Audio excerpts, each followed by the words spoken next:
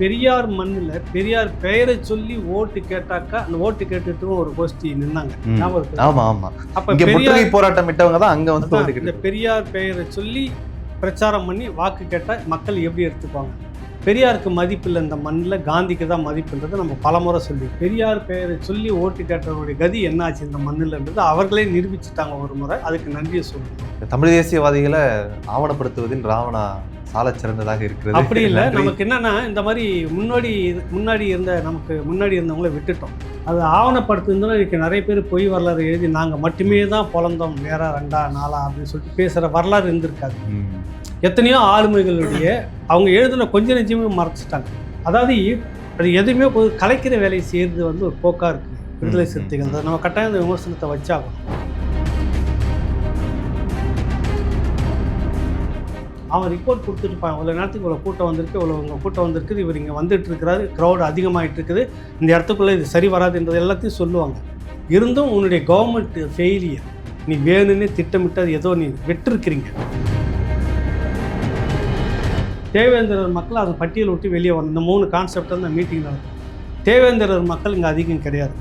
ஆனால் அந்த உளுந்தூர்பேட்டை எல்லாம் உங்கள் ஏரியா தானே, அது எவ்வளோ பெரிய கூட்டம் வந்திருந்தது, பிரமாண்டமாக இருந்தது. அப்போ மற்ற சமூகங்கள் வந்து இந்த ஒடுக்கப்பட்ட மக்களை பகையாக பார்க்கல, பகையாக மாற்றி அரசியல் செய்வது திராவிடம். இது அம்பலப்பட்டிருக்குதா இல்லையா? அந்த அரசியல் மாநாடு நடத்துகிற மாட்டுக்கெல்லாம் எவனா மாநாடு நடத்துவாங்கன்னா ஏதாவது இருக்குதா? மாடுன்றது ஒரு பொருளாதாரம். வளம் மண் எப்படி அழிக்கிறதோ கடல் வளம் அழிக்கிறது. அப்போ அதுக்கு மாநாடு நடத்தணுமா இல்லையா? இதெல்லாம் இல்லை. எங்களுக்கு வந்துட்டு மலையை வெட்டணும், ஆற்று மணலில் திருடணும், கொள்ளை அடிக்கணும், கேரளாவுக்கு விற்கணும், கோடி கோடியாக வைக்கணும், வெளிநாடுகளில் போய் முதலீடு பண்ணணும், இதுதான் எங்கள் அரசியல்னு சொல்லக்கூடிய அரசியல்வாதிகள் மத்தியில் இப்படி பேசக்கூடிய ஒரு அரசியல் வேண்டுமா வேணாமா? இதுதான் நம்ம அசிங்கத்துக்கு கொஞ்சம் கூட அசிங்கம், அவமானம், வெக்கம் இதுக்கெல்லாம் கொஞ்சம் கூட உங்களுக்கு தொடர்பே கிடையாது. ஒரு அமைச்சராக இருக்கிறப்போ பொறுப்பாக ஒரு பதில் சொல்லணும். எங்கே விற்குது சொல்லுங்கள், நாங்கள் நடவடிக்கை எடுக்கிறோம். இது வரைக்கும் எங்கே கஞ்சா விற்கிறது என்று சொல்லப்பட்டது 6 பேர் வெட்டி படுகொலை செய்யப்பட்டிருக்காங்க. அது பத்தலன்னு கஞ்சாவுக்குள்ளே வந்திருக்கான், அது பத்தலன்னு மாத்திரைக்குள்ளே போயிட்டு இருக்கு இளைய சமூகம். அமைதி பூங்காவத்தில் ஏன் இவ்வளவு கற்பழிப்பு, ஏன் இவ்வளவு இருக்குது? இதே போல் ஒரு பத்திரிக்கையாளர் இந்த விஷயத்தை சொன்னதுக்காக தான் கண்டம் தொண்டமாக வெட்டப்பட்டாங்க. ஞாபகம் இருக்குதா உங்களுக்கு? இதை விட இன்னும் அவமானம் வேணும் இந்த திராவிட மாடல் அரசுக்கு.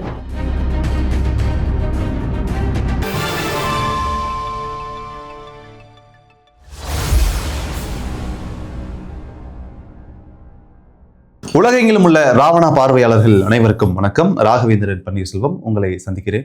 ராவணாவின் கழுகு பார்வை 2025 நிகழ்ச்சிக்கு உங்களை அன்புடன் வரவேற்கிறேன். வணக்கம் ஐயா. வணக்கம் ராகம்.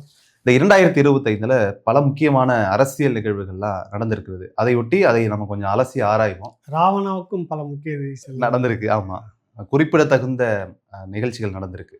முதல் நிகழ்ச்சியாக மாற்றத்தின் தலைமகன் சீமான் அப்படின்ற நிகழ்ச்சியை அதாவது இந்த ஆண்டு பொங்கலுக்கு முன்னாடியாக நம்ம அண்ணன் சீமான் சிறப்பு நிகழ்ச்சியா பண்ணோம். ஆமா, பொங்கலுக்கு அதை சிறப்பு நிகழ்ச்சியா வெளியிட்டு இருந்தோம். அந்த நிகழ்ச்சியில இருந்தே போயிடலாமா? ஆமா, அது ஒரு மறக்க முடியாத நிகழ்ச்சி. ஏன்னா ரொம்ப தொடக்கத்திலே வந்து புத்தாண்டு தொடக்கத்திலே தைப்பொங்கல் அதை ஒட்டி தான் இந்த நிகழ்ச்சியை வந்து அவர் கொடுத்துருந்தாரு. ரொம்ப சிறப்பாக நடந்தது. நிறைய இளைஞர்கள் கலந்துக்கிட்டு கேள்வியெல்லாம் கேட்டிருந்தாங்க. அன்னைக்கு ஒரு மாணவனாக வந்து கேள்வி கேட்டிருந்த அந்த தம்பி ஆல்வின் இன்னைக்கு இங்கே வந்து நம்ம கூட பயணிக்கிறார், பயிற்சி மாணவராக இங்கே பயணிக்கிறாரு. இப்படி நிறைய அனுபவங்கள், அதில் நிறைய கேள்விகள் வந்து இளைய தலைமுறைக்கிட்ட போய் சேர்ந்துருக்குதுன்றது ஒன்று. அதில் என்ன ஒன்று அவர்கிட்ட தெரிஞ்சிக்க முடிஞ்சது அப்படின்னாக்கா, எந்த கேள்விகள் இருந்தாலும் சரி அதற்கான பதில் வந்து என்னால் சொல்ல, எதிர்கேள்வியாக அவரை பற்றியாக இருந்தாலும் சரி, அரசியல் பற்றியாக இருந்தாலும் சரி, எந்த கேள்விக்கும் பதில் சொல்ல முடியும் அப்படின்ற மாதிரி தான் அவர் அன்னைக்கு எதிர்கொண்டிருந்தார். வந்திருந்த இளைஞர்களும் வந்துட்டு இப்படி சாதகமாக தான் கேட்கணும் அப்படின்லாம் இல்லை, சரியான சகட்டுமேனி கேள்விகளை வச்சுருந்தாங்க. அதை ஒட்டி இப்போ ஒரு தகவல் என்ன சொல்கிறவங்களுக்கு முதலாகனா, அநேகமாக இந்த ஆண்டு பொங்கலை முன்னிட்டும் மீண்டும் ஒரு ராவணாவுக்கு வாய்ப்பு அவர் கொடுத்துருந்தாரு. டிசம்பருக்கு முன்னாடி வந்து எடுத்துருங்க அப்படின்னு சொல்லியிருந்தாரு. அது வேற வேற காரணங்களால, பொருளாதார நெருக்கடி, அப்புறம் மற்ற இடத்த பார்க்குற இந்த சிக்கலில் கொஞ்சம் தயங்கி இழுத்துக்கிட்டு வந்திருக்குது. 1ஆம் தேதி வந்துடுச்சு. இப்போ இதுக்கு மத்தியில் திரும்ப அவருக்கு நாள் இருக்குமா என்னன்னு தெரியல. ஆனால் நம்ம அதிகமாக அவரை வந்து வற்புறுத்த முடியாது. ஆனால் தொடர்ச்சியாக அரசியல் இந்த தேர்தல் நெருக்கம் தொடங்கிடுச்சு. நிறைய ஓட வேண்டியது இருக்குது. அவர் நம்ம நெருக்கடி கொடுக்கவும் முடியாது, நெருக்கடி கொடுக்குற மாதிரியும் இல்லை ஐடியா. அவருக்கு நேரம் இருந்ததுன்னா இப்போ திரும்பவும் சிங்க் ஆகிறதுக்கான வாய்ப்பு இருக்கிறது. டிசம்பருக்குள்ளே சொல்லியிருந்தாரு, தவறிட்டோம். இப்போ நேற்று தான் இயக்குனர் கலைஞர் எல்லாம் நம்ம போய் அந்த இடத்த ஒன்று பார்த்துட்டு அவருக்கு தகவல் சொல்லியிருக்கிறோம். தேர்தலை ஒட்டி அவருடைய பிரச்சார நாள் எப்படி இருக்குதுன்னு தெரியாதுல்ல, பார்க்கலாம். வாய்ப்பு இருந்தால் மீண்டும் ஒரு சந்திப்பு இருக்கும்னு நினைக்கிறேன். மீண்டும் 2026லயும் முதல் நிகழ்ச்சியாக அது போயிடும். இது முடிஞ்ச உடனே ஒரு பரபரப்பான ஒரு சம்பவம் நடந்தது, ஞாபகம் இருக்கா? நல்லா ஞாபகம் இருக்கு. அதுவும் பொங்கல் முடிந்துதான் அந்த சம்பவம் நடந்திருந்தது. ஒரு மேடையில அதாவது புத்தக கண்காட்சி மேடையில அண்ணன் சீமான் அவர்கள் பேசிய ஒரு விஷயம், அது பெரிய பூதாகரமாகி அண்ணன் சீமானோட வீடு முற்றுகையிடும் அளவுக்கு ஒரு பெரிய போராட்டம்லாம் நடத்தியிருந்தாங்க. பெரும் பட திரண்டு வந்த மாதிரி காமிச்சு, ஆமா, கடைசியாக ரோட்லேயே வந்து அங்கே ஒரு பார்பர் ஷாப் இருந்தது, அதுக்கு எதிராகவே எல்லாருமே போராட்டம் பண்ணிட்டு வந்தது சீமான் வீட்டுக்கா இல்லை பார்பர் முடித்தீர்த்தகத்துக்கா அப்படின்ற மாதிரிலாம் அன்றைக்கி பேச்சு அடிபட்டது. அந்த போராட்டம் வந்து சில கேள்விகளை வந்து சமூகத்துக்கு முன் வச்சிருந்தது. நம்ம அதை தான் பார்க்குறோம். போராடக்கூடியது, எதிர்ப்பு தெரிவிக்கக்கூடியது, கருத்தை சொல்லக்கூடியது ஜனநாயகத்தினுடைய உரிமை. அந்த போராட்டத்தில் வந்த பெண்கள் உள்ளிட்ட எல்லோருமே எவ்வளோ கொச்சையான வார்த்தைகளை பயன்படுத்தினார்கள். முற்போக்கு பேசக்கூடிய தோழர்கள்னு சொல்லிக்கிட்டு வந்தவங்க கருஞ்சட்டை தோழர்கள் எப்படி என்ன மாதிரியான வார்த்தைகளை வந்து ஒரு அநாகரிக வார்த்தைகளை போட்டு பயன்படுத்தினார்கள்.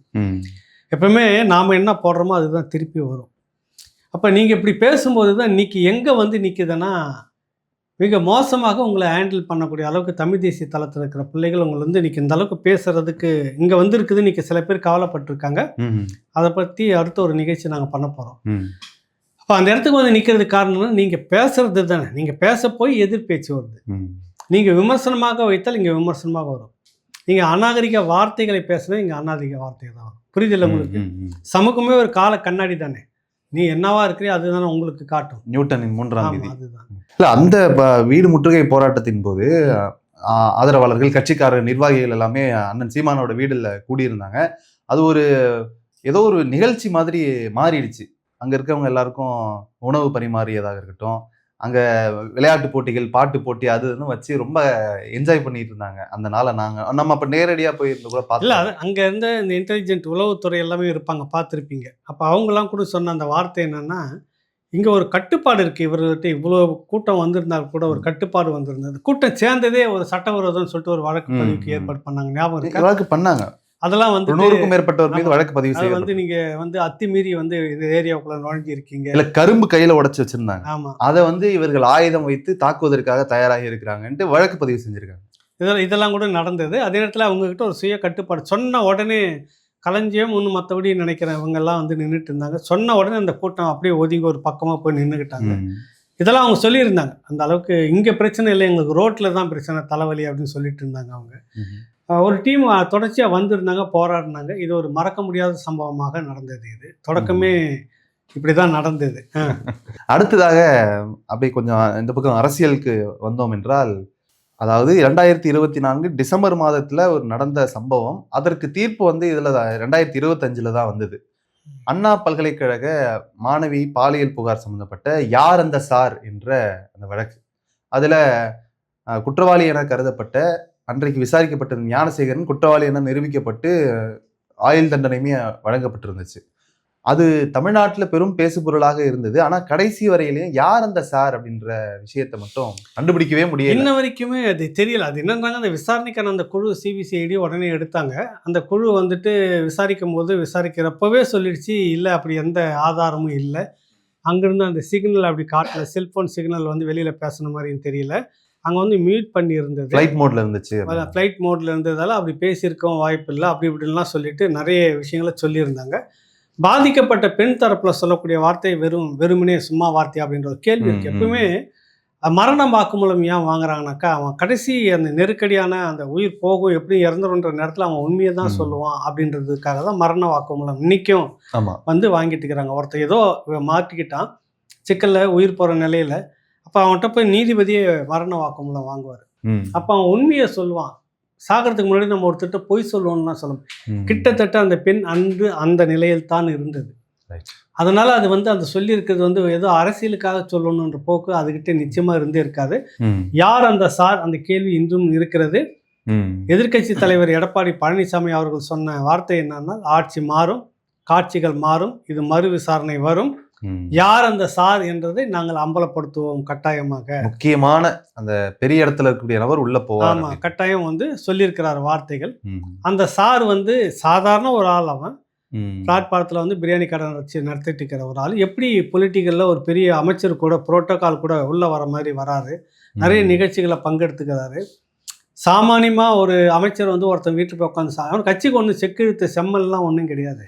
இப்போ கட்சிக்கு பரம்பரையாக உழைச்சிட்டு இருக்கிற இடத்துக்கு மந்திரிங்க போக மாட்டேங்கிறாங்க. எங்கே போவாங்கன்னா ஓட்டு நேரத்தில் எல்லாரும் வீட்டுக்கும் போவாங்க. அதை விட்டாங்கன்னா பிரபலமான விஐபி இடங்களுக்கு போவாங்க. சாமானியர்கள் தேடி போகிறாங்களா? ஆனால் அமைச்சர் போய் சாதாரணமாக ஒரு இடத்துல உட்காந்து இந்த சேரில் உட்காந்து பிரியாணி சாப்பிட்றாரு.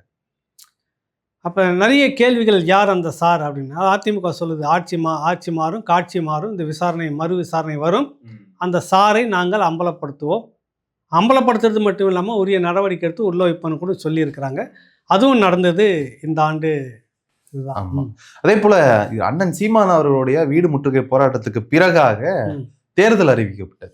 ஈரோடு கிழக்கு இடைத்தேர்தல் அறிவிக்கப்பட்டு தேர்தலில் இன்று எதற்காக வீடு முற்றுகை போராட்டம் நடந்ததோ அதனுடைய எதிரொலிப்பு வந்து மிக வீரியமாக இருந்துச்சு. இந்த தேர்தல் களத்தில் பேசுகிற ஒவ்வொரு மேடையிலுமே ஈவேரா அவர்களை கிழித்து நாரடித்து விட்டார் அப்படின்ற மாதிரி தான் தலைப்புகளே அப்படிதான் வந்துச்சு. பல கூட்டங்கள்லையுமே வாக்கு கேட்கிறாரோ இல்லையோ ஈவேரா அவருடைய பிறந்த மண்ணிலே போட்டு அடின்னு அடிச்சார் என்ற செய்திகளை எல்லாம் நம்ம பார்த்திருப்போம். இந்த ஈரோடு கிழக்கு இடைத்தேர்தலில் அனைத்து பெரிய பிரதான கட்சிகளுமே ஒதுங்கி கொண்ட நிலையில ஆளுங்கட்சியாக திமுக வேற வழியில் அதை போட்டி போட்டுதான் ஆகணும் அப்படின்ற நிலையில காங்கிரஸ்க்கு தொகுதியை கொடுக்காம திமுகவே போட்டிக்கிட்டுச்சு. சந்திரகுமார் போட்டியிட்டாரு, எம்எல்ஏவும் ஆயிட்டாரு. இப்ப அந்த போட்டி வந்து நாம் தமிழர் கட்சி வெர்சஸ் திமுக அப்படின்ற ஒரு களம் மாறி இருந்தது. மாறியதன் விளைவு அதிமுகவுடைய வாக்குகள் எல்லாமே நாம் தமிழர் கட்சிக்கு வந்துடும், அல்லது திமுகவை தவிர்த்து மற்ற வாக்குகள் நாம் தமிழர் கட்சிக்கு வரும்னு எதிர்பார்த்த அளவுக்கு இல்லைன்றத நம்ம அது அதுலேருந்து என்ன தெரியுதுன்னா, திராவிடம் எப்பவுமே ஒன்றா தான் இருக்கும் அப்படின்ற ஒரு காரணம் தெரியுது. அதிமுக திமுக இப்போ திமுகவுக்கும் அதிமுகவுக்கும் நேர் எதிரி, நீயா நானான்ற மாதிரி தான் இருக்கு. அப்போ அதிமுகவுடைய வாக்கு அப்படியே சீமானுக்கு வந்திருக்கணும். அப்படி பேசப்பட்டது. ஆனால் வரல. கடந்த முறை நடந்த ஈரோடு தேர்தலை விட குறைவா போகுன்னு விமர்சனம் பண்ணிட்டு இருந்தாங்க. ஆனால் அதை விட கூடுதலாக 15% கிட்ட வந்துச்சு. அப்போ அந்த வாக்குகள் எல்லாமே திமுகவுக்கு போயிருக்கு. புரியுதுல உங்களுக்கு? அங்க ஒரு அது பண அரசியல் தான். பணம் கொடுத்தால் யார் வேணாலும் ஓட்டு போடுவாங்கன்ற மாதிரி தான் அங்க இருந்துகிட்டு இருந்தது. இந்த முறை ஒரு கௌரவம், நாங்கள் யாரும் பெரிய ஆட்கள் வந்து பிரச்சாரம் பண்ண மாட்டோம், எளிய வகையில. ஏன்னா ஒரு களத்துல ஆளே இல்லை, இருக்கிறது ஒரே ஒரு கட்சி, நாம் தமிழர் கட்சி. அதனால மற்றவங்களாம் வர வேண்டியது இல்லை அப்படின்னு நீங்க ஒரு திட்டம் போட்டீங்க. ஆனால் பெரியார் மண்ணில் பெரியார் பெயரை சொல்லி ஓட்டு கேட்டாக்கா அந்த ஓட்டு கேட்டுட்டும் ஒரு கோஷ்டி நின்னாங்க. அப்ப பெரியார் போராட்டம் விட்டவங்க தான் அங்க வந்து இந்த பெரியார் பெயரை சொல்லி பிரச்சாரம் பண்ணி வாக்கு கேட்டால் மக்கள் எப்படி எடுத்துக்குவாங்க? பெரியாருக்கு மதிப்பு இல்லை இந்த மண்ணில், காந்திக்கு தான் மதிப்புன்றதை நம்ம பலமுறை சொல்லியிருக்கோம். காந்திக்கு தான் அங்கே மதிப்பு இருந்ததை ஒழிய இவருடைய கொள்கைக்கும் பெரியாருக்கும் மதிப்பு இருந்ததா?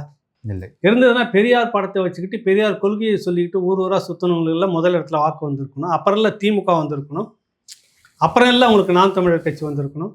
அங்கே ரெண்டாவது இடமே அது கூட குறிப்பிட்ட வரைக்கும் வாக்குகள் என்றதுல சிக்கல் வந்து போது, இதோட இதுக்கு மேலே டெபாசிட் வாங்கிட்டாங்கன்னா நமக்கு அசிங்கமாயிடும் அப்படின்னு ஒரு திட்டம் நடந்ததா பின்னாடி மேடையில் பல இடத்துல சீமான் பேசியிருக்கிறாரு.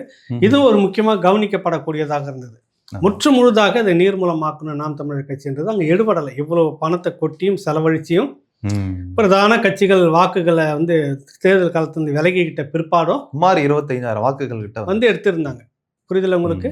அது ஒரு பெரிய கடந்த தேர்தலில் 10,000 வாக்குகள் 10,800 வாக்குகள் பெறப்பட்டது. இதே ஈரோடு கிழக்கு இடைத்தேர்தலில் திருப்பி மறுபடியும் ஒரு 15,000 வாக்குகள் கூடுதலாக இருந்தது. வந்து இது வெற்றி நாம் தமிழர் கட்சிக்கு முன்னேற்றமாக தான். கொஞ்சம் வந்து டெபாசிட் வாங்கியிருப்பாங்க, அது கூடாது என்பதற்காக தான் நிறுத்தப்பட்டது அப்படின்லாம் சொன்னாங்க. அதை எது எப்படி இருந்தாலும் வந்துட்டு ஒரு விஷயம் உண்மையாச்சு, பெரியார் பெயரை சொல்லி ஓட்டு கேட்டவருடைய கதி என்னாச்சு இந்த மண்ணில்ன்றது அவர்களே நிரூபிச்சுட்டாங்க ஒரு முறை. அதுக்கு நன்றியை சொல்லணும் நம்ம. சரி. இதே காலகட்டத்தில் தான் அமைச்சர் செந்தில் பாலாஜி அவருக்கு வந்து இலாக்கா இல்லாத அமைச்சராக தொடர்ந்து கொண்டிருந்தார். அப்போ வந்து உச்சநீதிமன்றத்திலிருந்து ஒரு டைரக்ஷன் வருது, உங்களுக்கு அமைச்சர் பதவி வேணுமா அல்லது ஜாமீன் வேணுமா அப்படின்ற 2 கேள்வியை வச்சாங்க. ரெண்டுத்துல ஏதாவது ஒன்று சூஸ் பண்ணிக்கிங்க அப்படின்னு சொல்லும்போது எல்லாரும் அரசியல் விமர்சகர்கள் நீங்க கூட சொன்னது என்னன்னா, அவர் நிச்சயமாக ஜாமீனை தான் விரும்புவாரு. ஏன்னா வெளியில இருந்துட்டு வேலை பார்த்து அதுக்கப்புறமா அடுத்த இதுல கூட அப்ப வந்துக்கிறதுக்கு முயற்சி செய்வாரே தவிர உள்ள இருக்கணும் அவர் விரும்ப மாட்டாருன்னு சொன்னீங்க. அதே போலவே அவர் ஜாமீனை தான் ஏற்றுக்கொண்டார். ஆனா ஜாமீனை ஏற்றுக்கொண்டாலும் 4 வருஷத்துக்கு தேர்தலில் போட்டியிட முடியாதுன்ற ஒரு நிபந்தனையே இருந்ததுனால அவருக்கு திமுகவில் ஒரு முக்கியமான பொறுப்பு, அந்த மேற்கு மண்டலத்துல ஒரு முக்கிய பொறுப்பு கொடுத்து மொத்த தேர்தலையும் பார்த்துக்க சொல்லி ஒரு பெரிய பொறுப்பு கொடுத்து அமைச்சர் அளவுக்கு அவரை பாதுகாத்து கொண்டது திமுக. ஆனா அமைச்சர் பதவி இல்லை, பதவி பறிக்கப்பட்டது. அதே போல பொன்முடி அவர்களுக்கும் ஒரு பதவி பறிப்பு சம்பவம் நடந்துச்சு. இதே போலவே வந்து இதே போல மேடையில் ஒரு அதாவது அனுமதிக்கப்பட்டதுக்கு மேல வந்துட்டு மணலை வந்து திருடி பல கோடி ரூபாய் அரசுக்கு நட்டம் அப்படின்றது அவர் மேல வழக்கு. செம்மண் எடுத்த வழக்கு. நம்ம ஏதோ மண்ணு தானே அப்படின்னு நினைக்கிறோம். அது எத்தனை லட்சம் கோடிகள் இருக்குது அப்படின்றது யாருக்குமே தெரியாது. அப்படி எடுத்திருக்குதுன்னு பேர்ல அவர் மேல வழக்கு விசாரணை. அதில் வந்து அவர் விடுதலை ஆகி வந்துட்டாரு. இது அவர் நீதிபதி பார்க்குறாரு, அதிர்ச்சி ஆகுது. இப்படி ஒரு தீர்ப்பை நான் குறுகிய காலத்துக்குள்ளார இப்படி ஒரு தீர்ப்பை நான் அந்த மாதிரி வாசித்து பார்க்கவே முடியலையே, இது வந்து இருந்தாக்கு மறு விசாரணை பண்ணணுன்றப்ப தண்டனை உறுதியாகுது இல்லை, உச்ச நீதிமன்றத்துக்கு போகிறாங்க. அது அப்படியே நிற்கிது இப்போ. ஆமாம்.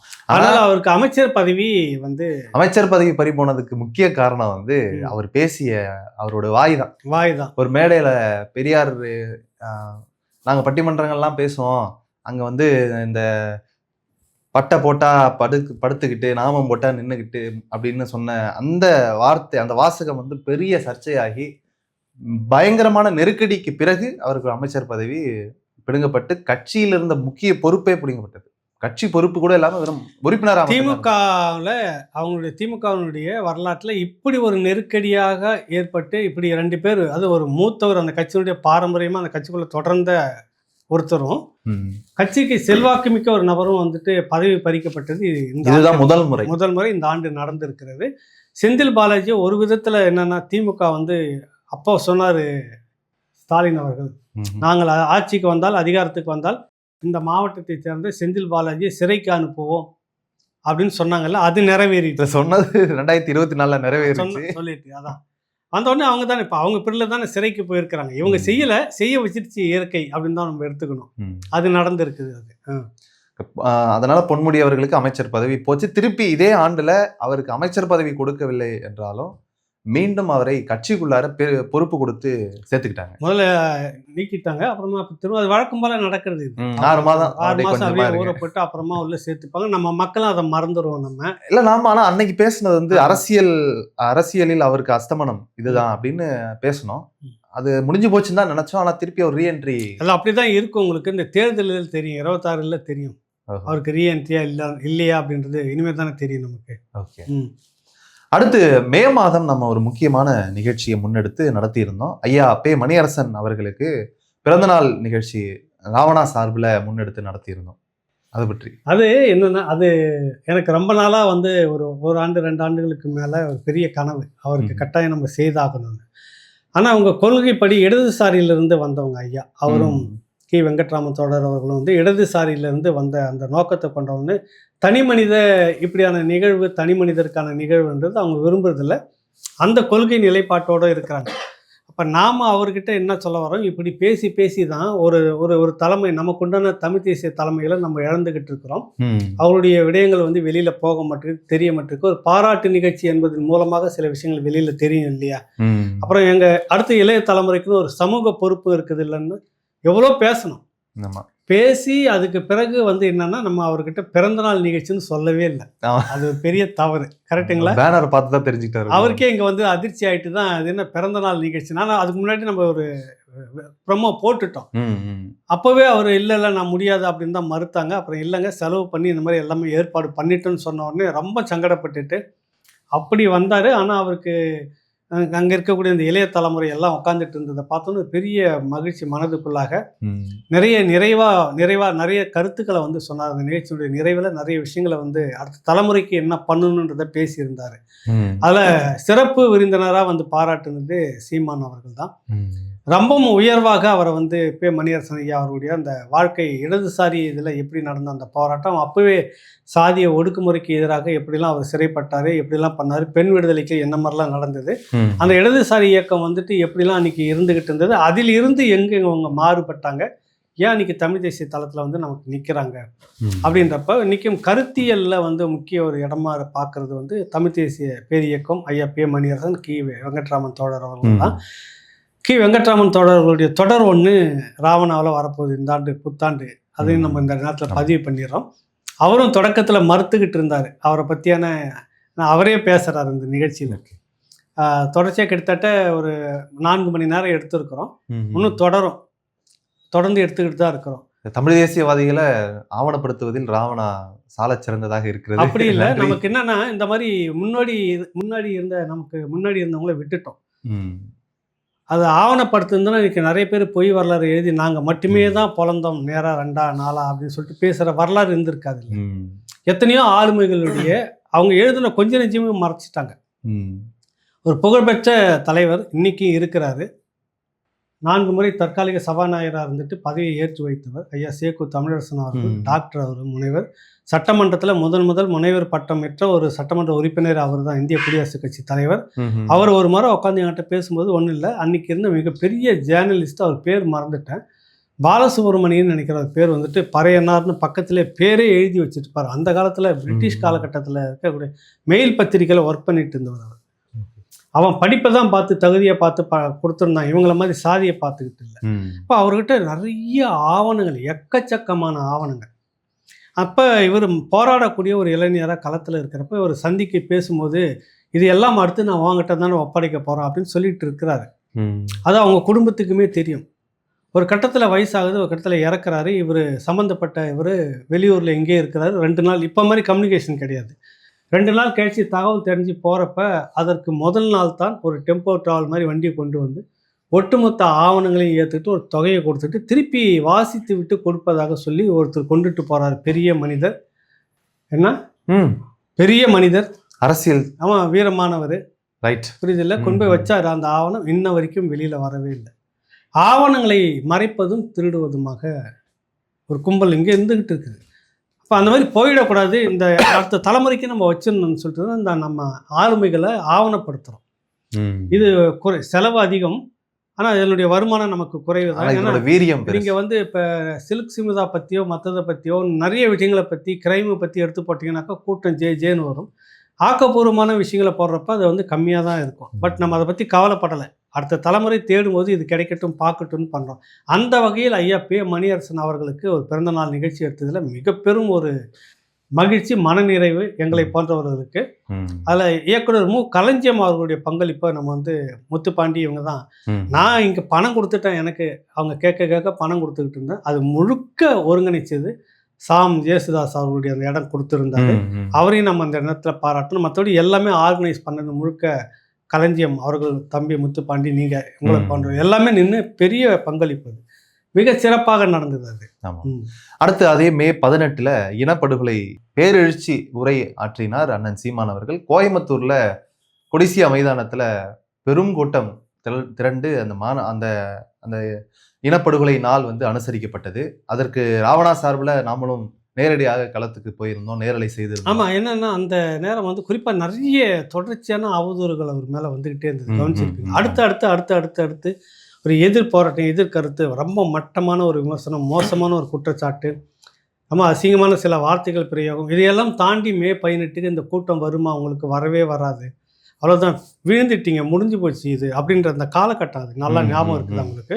சின்னம் அப்பதான் புதுசாக அப்பதான் விவசாய சின்னம் வருது, ஏற்கலப்பையோட சின்னமும் அப்பதான் வந்தது. தொடர்ச்சியாக அவதூறுகளை, அது கிட்டத்தட்ட இல்லை, வீக் ஆகிட்டார் சீமான் அப்படின்ற நிலையில தான் அந்த மே 18 கொடிசியா மைதானத்தில் நடக்குது. நம்ம போயிருந்தோம். கட்டுக்கடங்காத கூட்டம் சொல்லுவாங்கள்ல, பொதுவாக அந்த அரங்கம் அப்படி நிறைந்து ஒரு நிகழ்ச்சி பார்த்ததில்லை ஒன்று.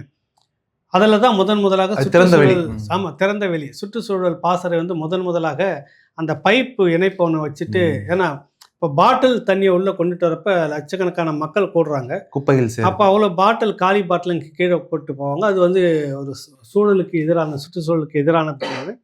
இந்த வழிமுறையை அவங்க பின்பற்றி இருந்தாங்க. எல்லாருமே ரொம்ப சிறப்பாக இருந்தது அந்த நிகழ்ச்சி.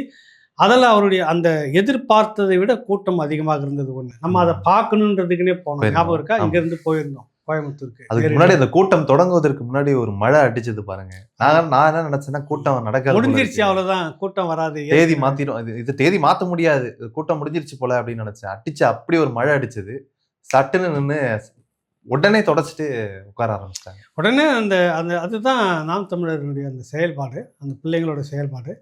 அந்த சேறு சகதி எங்கே இருந்ததுன்னு அடுத்து கொஞ்ச நாள் எங்கெங்கேயோ கொண்டு வந்து மண்ணை நிரப்புனாங்க. எல்லாம் கண் எதுக்கு கிடுகிடுன்னு நடந்து முடிஞ்சு வழக்கம் போல சேர் போட்டாங்க, உட்காந்தாங்க. ஒன்றுமே நடக்கலைன்ற மாதிரி தான் நிகழ்ச்சி முடிஞ்சோன்னா அந்த இடம் இருந்தது. ஒரு சின்ன நெகிழி, சின்ன பேப்பர் கூட கிடையாது. ஒரு சேர் கூட இல்லாம உடனே மண்ணல் கொட்டி. ஆனால் நாம தான் சாப்பாடு இல்லாமல் கஷ்டப்பட்டுட்டு வந்தோம்ல. அது வழக்கம் தானே. பல இடங்கள்ல அந்த மாதிரி நிகழ்ச்சிகளுக்கு போய் பட்டினியா எங்க சாப்பிடலாம் அங்க சாப்பிடலாம்னு போறப்ப இந்த ஆண்டு நம்ம வந்து சிரமப்பட்டதுல 2-3 இடங்கள்ல அந்த மாதிரி பண்ணிருக்கு. அது மறக்க முடியாத இடம். அந்த கொடிசியா கோவைக்கு போயிட்டு ரிட்டர்ன். அப்புறம் வந்து தஞ்சாவூர்ல ஐயா கூட்டரசு மாநாடு நடத்தியிருந்தாரு. அவரோட பிறந்த நாள் அன்னைக்கே நடத்தியிருந்தாரு. இதே மே மாசம் அன்னைக்கு தான் நாம் தமிழர் கட்சிக்கு புதிய சின்னம் அறிவிக்கப்பட்டது. அந்த நாள்ல நம்ம தஞ்சாவூர்ல இருந்து ரிட்டர்ன் ஆகிட்டு இருக்கும்போது, அடுத்த நாள் ரிட்டர்ன் ஆகும்போது பாமக சார்பில் ஒரு கூட்டம் நடந்துச்சு. அது மே மாதம் அவர்கள் இது சித்திரை விழா மகாபலிபுரத்துல நடத்துவாங்க. அது நடத்துவதற்காக இங்க திருச்சி சென்னை தேசிய நெடுஞ்சாலையே மொத்தமா எல்லா கடைகளும் முடியும். ரோட் ஓரம் எல்லா கடைகளும், பொட்டி கடை கூட இல்ல, பிஸ்கட் கூட கடை. நம்ம அந்த பாண்டிச்சேரி பக்கமே சாப்பிட்டுட்டு வந்திருக்கலாம். இல்ல அங்க போனா அந்த ஹோட்டல் நல்லா இருக்கு. நம்ம கூட வேற இயக்குனர் கலைஞர் அவர் முன்னாடி போயிட்டு இருக்கிறாரு. அவர் அந்த அம்மா ஹோட்டல் இல்ல அங்க சாப்பிட்டுக்கலான்னு இங்க சாப்பிட்டுக்கலான்னு இப்படி ஒருத்தருக்கு ஒருத்தர் சொல்லிட்டு நேரம் அங்க வந்து சேர்ந்த பிறகு வந்த பெரும் கொடும் பசியில வந்து சேர்ந்தோம் நம்ம சென்னை. கடைசியில் அண்ணா நகர்ல வந்து நெய் இட்லி சாப்பிட்டு சென்னைக்குள்ள வந்து அண்ணா நகர்ல அந்த இரவுல ஏதோ ஒரு இட்லி கிடைச்சது. பசிக்கு முதல்ல போடுன்னு சாப்பிட்டு இப்படியான அனுபவம் நிறைய நம்ம பட்டிருக்கிறோம். நிறைய அதே போலதான் கோயம்புத்தூர் கொடிசியா மைதானத்துல இருந்து கிளம்பும் போது இங்க நிறுத்துவோம் அங்க நிறுத்துவோம் தள்ளி வந்து எந்த கடையிலுமே சாப்பாடுல கிடைச்சா போதுன்னு ஒரு 2 தோசை சாப்பிட்டு வந்தோம். நிறைய அனுபவங்கள், அந்த மாதிரியான அனுபவங்கள். தஞ்சையில் நடந்த மணியரசன் ஐயா அவர்களுக்கு கூட்டரசு அந்த மாநாடு, அந்த கோரிக்கை வந்து மிக சிறப்பாக நடந்திருந்தது. நம்ம அங்கே நேரில் போயிருந்தோம். அதை வந்து நேரலை செய்திருந்தோம். அதில் வந்து தான் ஐயா மாசோ விக்டர் அவர்களுடைய ஒரு புத்தகம் பாலசுப்ரமணியன் அவர்களுக்கு புத்தகமாக இருந்தது. அதாவது ஒரு பண்பாட்டின் பயணம் அப்படின்னு சொல்லிட்டு இதில் தமிழ் சமூகம் லெமுரியான ஒரு கண்டம் இல்லை, உலகம் முழுக்க அங்கேருந்து ஸ்பிரிட் ஆனதில்லை, அவங்களும் ஒரு வந்தேரிகள் தான்ன்ற மாதிரியான தேரியை கொடுக்கக்கூடிய ஒரு ஆய்வு அவர் எழுதின புத்தகங்கள். நம்ம முதலமைச்சர் வந்துட்டு எந்த விதமான ஆய்வுக்கும் உட்படுத்தாமல் அதை வந்து மோடிக்கு வரைக்கும் அன்பளிப்பாக கொடுக்குறாரு, ஏற்றுக்கொண்டு. அதற்கு மறுப்பு சொல்லும் விதமாக மாசோ விக்டர் ஐயா அவர்கள் எழுதின புத்தகம் அங்கே தான் வெளியிடுறாங்க. ஞாபகம் இருக்கா? அதை வெளியிட்டது நான் பெற்றுக்கொண்டது ஐயா மணியரசன் ஐயா அவர்கள் வந்து நடந்த அந்த புத்தகம். வந்து ஒரு அரசு என்ன பண்ணணும், 2 தரப்பு பேரறிஞர்கள் எழுதியிருக்கிறதா சொல்கிறாங்க. ஒருத்தர் IAS அதிகாரி, ஒருத்தர் வந்து மொழியியல் ஆய்வாளர், தொல்லியல் ஆய்வாளர், பண்பாட்டு ரீதியில் ஆய்வாளர், இப்படி எல்லா விதத்திலும் மிகப்பெரிய ஆய்வு, கிட்டத்தட்ட 130 புத்தகங்களுக்கு மேலே எழுதின ஒரு பேரறிஞர் ஐயா மாசோ விக்டர். நீங்கள் அதை அனலைஸ் பண்ணி மறுப்ப ஒரு வட்டத்துக்குள்ளே விடு, அறிஞர்கள்லாம் விவாதிக்கிட்டோம், எது ஏற்புடையதுன்னு ஏற்றுக்கணும். இல்லை அதை விட்டுட்டு நீங்கள் உங்கள் திராவிட சார்பாக எழுதுனது மட்டும், தமிழன் வந்தேரின்னு சொல்கிறது மட்டும் அந்த புத்தகத்தை எடுத்துக்கிட்டு நீங்கள் எல்லாருக்கும் கொடுக்குறீங்க. ஆனால் அது அரசுடைய பக்க சார்புன்னு இல்லையா, இல்லை வேறு எப்படி நடுநிலைன்னு எடுத்துக்கலாமா சொல்லுங்கள்? திட்டமிட்ட வரலாற்று தாக்குதல், வரலாற்று அழிப்பு, இன அழிப்பினுடைய ஒரு தொடக்கம் அது. இதை அனுமதிக்கக்கூடாது அப்படின்றது தான் ஐயா மாசோ விக்டர் அவர்கள். இப்போ இன்னொருத்தர் தேனியிலேருந்து ஐயா திருநாவுக்கரசு அப்படின்னு சொல்லிட்டு ஒருத்தர் தணிக்கைத்துறையிலிருந்து ஒரு ஓய்வு பெற்றவர் ஒரு புத்தகம் எழுதிக்கிட்டு இருக்கிறாரு, எனக்கு கொடுத்துருக்கிறார், வாசிச்சுட்டு இருக்கிறேன். மிக சிறப்பான ஒரு ஆய்வு. அதே போல் இவர் IAS பாலசுப்ரமணியன் அவர்கள், பாலகிருஷ்ணன் அவர்கள் எழுதின ஒரு பண்பாட்டின் பயணம் என்ற பெரிய நூல். அதை வாங்கணும் நம்ம ஒரு சகோதரி வேதா அவங்க தான் அதை வாங்கி எனக்கு கொடுத்தாங்க. பெரிய புத்தகம், அதுவே இருக்கும், பெரிய சாதாரணமாக வச்சுன்னு படிக்க முடியாது. அது எளிய பேப்பரில் போட்டிருக்கலாம், என்ன தெரியல அப்படி போட்டிருந்தாங்க. அதுக்கு மாற்றாக மாசோ விக்டர் ஐயா புத்தகம் வருது. இப்போ அடுத்தது திருநாவுக்கரசு ஐயா அவருடைய புத்தகம் வரப்போகுது. அதுவும் ஒரு பெரிய தாக்கத்தை ஏற்படுத்தும். ஆமாம். அடுத்ததாக நடிகர் விஜய் அவர்கள் தாவேகா கட்சியை தொடங்கி முதலாக உறுப்பினர் சேர்க்கையை இந்த ஆண்டு தான் தொடங்கினார். அதற்கு பிரத்யேகமான ஒரு செயலியை உருவாக்கி அதன் மூலமாக நீங்கள் வாக்காளர் அடையாள அட்டையை வச்சு உறுப்பினராக சேர்ந்துக்கலாம் அப்படின்னு அறிமுகம் செய்து அது ஒரே நாள்ல 1 கோடி பேர் வந்து சேர்ந்துட்டாங்கன்னு கூட சொன்னாங்க. அது எந்த வகையில உண்மைன்னு தெரியல. அது ஆப் தானே தம்பி. இப்போ கிட்டத்தட்ட எல்லாருக்கிட்டையுமே செல்ஃபோன் இருக்குது, அவங்களுக்கு ரசிகர்களாக வேற இருக்கிறாங்க. சரி போட்டுமேனு ஒன்று பண்ணிவாங்க. இப்போ அவங்கக்கிட்ட 1.5 கோடி 2 கோடின்றாங்க. சரி, திமுக கிட்ட எங்களுக்கு 2 கோடின்றாங்க, 1 கோடி 1.5 கோடின்றாங்க. அதிமுகவும் அது 1.5 கோடி. இப்போ நாம் தமிழர் கட்சியும் அந்த அளவுக்கு சொல்லி வந்துருச்சு அவங்களுக்குன்னு சொல்ல வராங்க. மொத்தமே இருக்கிறது வந்து தமிழ்நாட்டுக்குள்ள எத்தனை கோடி வாக்காளர்? 7 to 8 கோடி வாக்காளர்கள் இருப்பாங்க. வாக்காளர்கள் நான் சொல்ல வர்றது மக்கள் தொகை வந்து அதிகம். நீங்க சொல்றது வாக்காளர்கள் அந்த அளவுக்கு வந்து இருக்கிறாங்க. கூட்டி கழிச்சு பார்த்தாக்கா எல்லாருக்கும் இதை விட கூடுதலாக இருக்குது. இப்போ சாதி வாரி கணக்கில் சொல்லுவாங்களே, எங்கள் சாதி இவ்வளோ, உங்களை சாதி கூட்டி கழிச்சு பார்த்தா 100 சதத்துக்கு மேலே போகும்.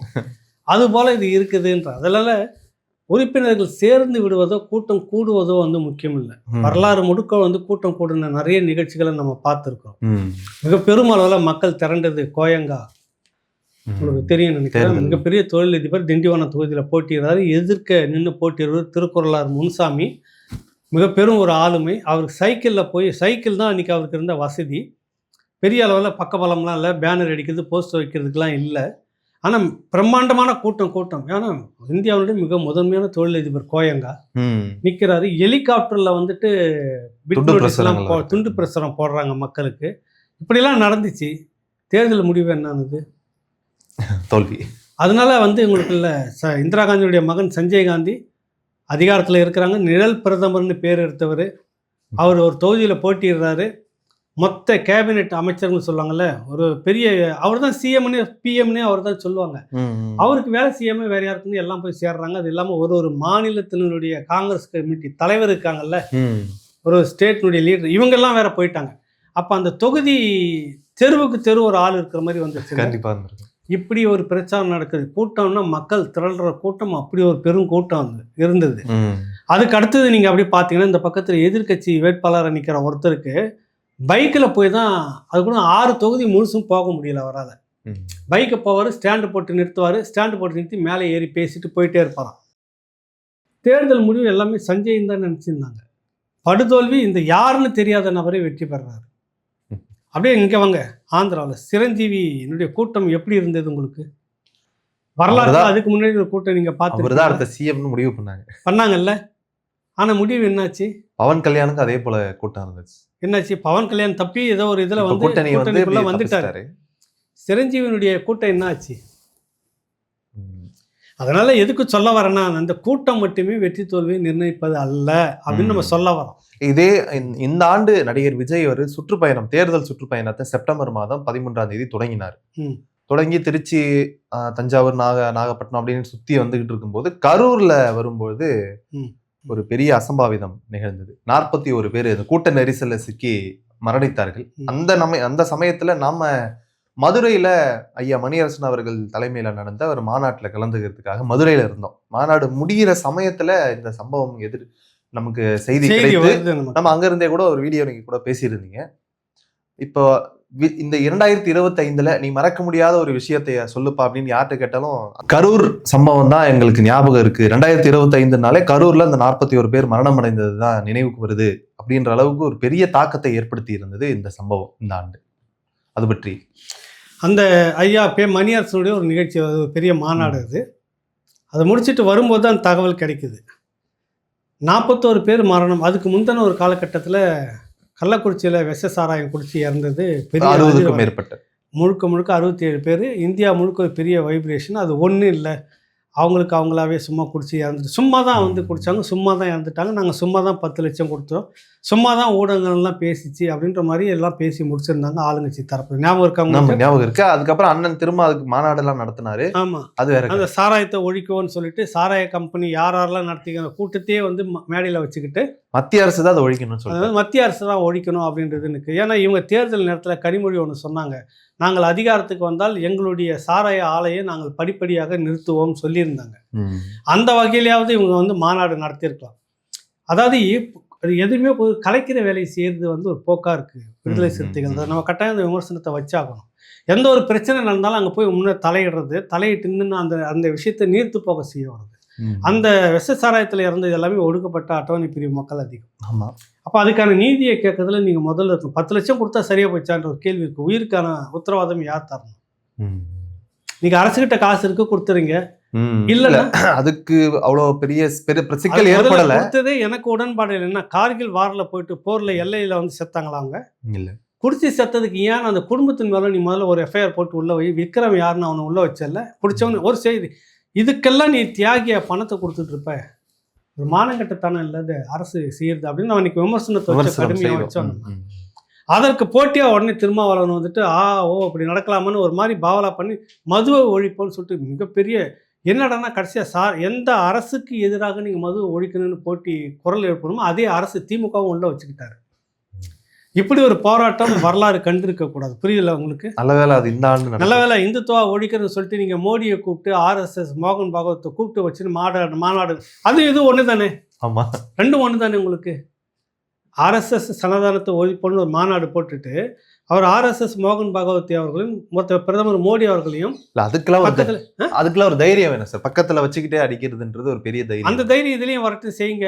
இந்துத்துவாவுக்கு எதிரான ஒரு ஒழிப்பு மாநாடு போடுங்க, கூப்பிட்டு வச்சுட்டு நடத்துங்க. ரெண்டும் ஒன்று தானேன்றேன். சாராய ஆலையை வச்சுட்டு இருக்கிறது, சாராய விற்கிற கவர்மெண்ட்டு, சாராய ஆலையில் கமிஷன் அடிக்கிற கோஸ்டிங், இவங்க எல்லாம் சேர்ந்துக்கிட்டு அந்த மாநாட்டில் நின்று சாராயம் யாருன்னா பிரதமர் ஒழிக்கணும். இல்ல இந்த 41 பேர் மரணத்திலே கூட அதே தான் விசிக சார்பில் நிதி திரட்டி கட்சி மாவட்ட செயலாளர்கள்லாம் நிதி கொடுங்க, அவங்களுக்கு பணம் கொடுங்க, நிதி திரட்டி கொடுத்து அவருடைய பங்குக்கு இல்லை. எனக்கு அனுதாபத்தை இது எனக்கு உடன்பாடே இல்லை. போன முறை அதிமுக ஆட்சியில் எதிர்கட்சியாக இருக்குது, திமுக எதிர்கட்சியாக இருக்குது, ஆளுங்கட்சியாக அதிமுக இருக்குது. திருச்சி பக்கத்தில் எங்கேயோ வந்துட்டு அந்த ஆழ்துறை குழாய் கிணத்துல வந்து ஒரு குழந்தை விழுந்துருது. கிட்டத்தட்ட 3-4 நாட்கள் எல்லா ஊடகமும் லைவ் அங்கே போய் நின்று இருக்கு. நடுவில் தீபாவளி இருந்துச்சு. என்ன விஷயம்னா, எப்பவுமே இந்த இன்டெலிஜென்ட்னு அது ஒரு அசைன்மெண்ட் பண்ணிட்டு இருக்கு. இந்த அரசு மீது இப்போ எல்லாமே சீமானையே பிடிச்சி தொங்கிட்டு இருக்கிறதுக்கு என்ன காரணம்? அது பேசு பொருள் ஆகுது. அதை பேசிட்டு அப்படியே போனேன்னா, இன்னைக்கு நான் வந்து 9,000 ரூபாய் கட்டிக்கிட்டு இருந்தேன் 2021 வரைக்கும் வீட்டு வரி, இது மின்சார கட்டணம். இப்போ கிட்டத்தட்ட 3,200 2,900 இப்படி தான் வந்துட்டு 3 மடங்கு ஏறி இருக்கு. யாருன்னா பேசுகிறோமா நம்ம? ஒரு குடும்பத்துக்குமே இது நடக்குது. ஒரு குடும்பத்திலுமே 3 மடங்கு வரி ஏற்றி இருக்கிறாங்க. சொத்து வரி வெறும் கம்மியாக தான் 700-800ன்னு, இப்போ கிட்டத்தட்ட 2,500 2,700 2 மடங்கு ஏறிடுச்சு உங்களுக்கு. வாங்குற பொருள் விலையில இது யாராவது நம்ம பேசு பொருள் ஆக்குறோமா? நீங்கள் 1,000 ரூபா மகளிருக்கு கொடுத்ததை பற்றி பேசிட்டு இருக்கிறீங்க. ஒரே குடும்பத்தில் ஏன் ஒரு குடும்பத்தில் மட்டும் நீங்கள் இத்தனை 1000 ரூபாயை மேலே ஏற்றி வச்சுட்டு வாங்கிட்டு இருக்கிறீங்க? அங்கே 1000 ரூபா கொடுத்தது பேசுகிறீங்க. பஸ் கட்டணம் இலவச பேருந்து பெண்களுக்குன்னு சொல்ல வரீங்க.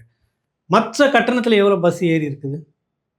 40 ரூபா போயிட்டு இருந்த பேருந்து கட்டணம் இன்னைக்கு கிட்டத்தட்ட 85 ரூபா 90 ரூபான்னு போயிட்டு இருக்குது.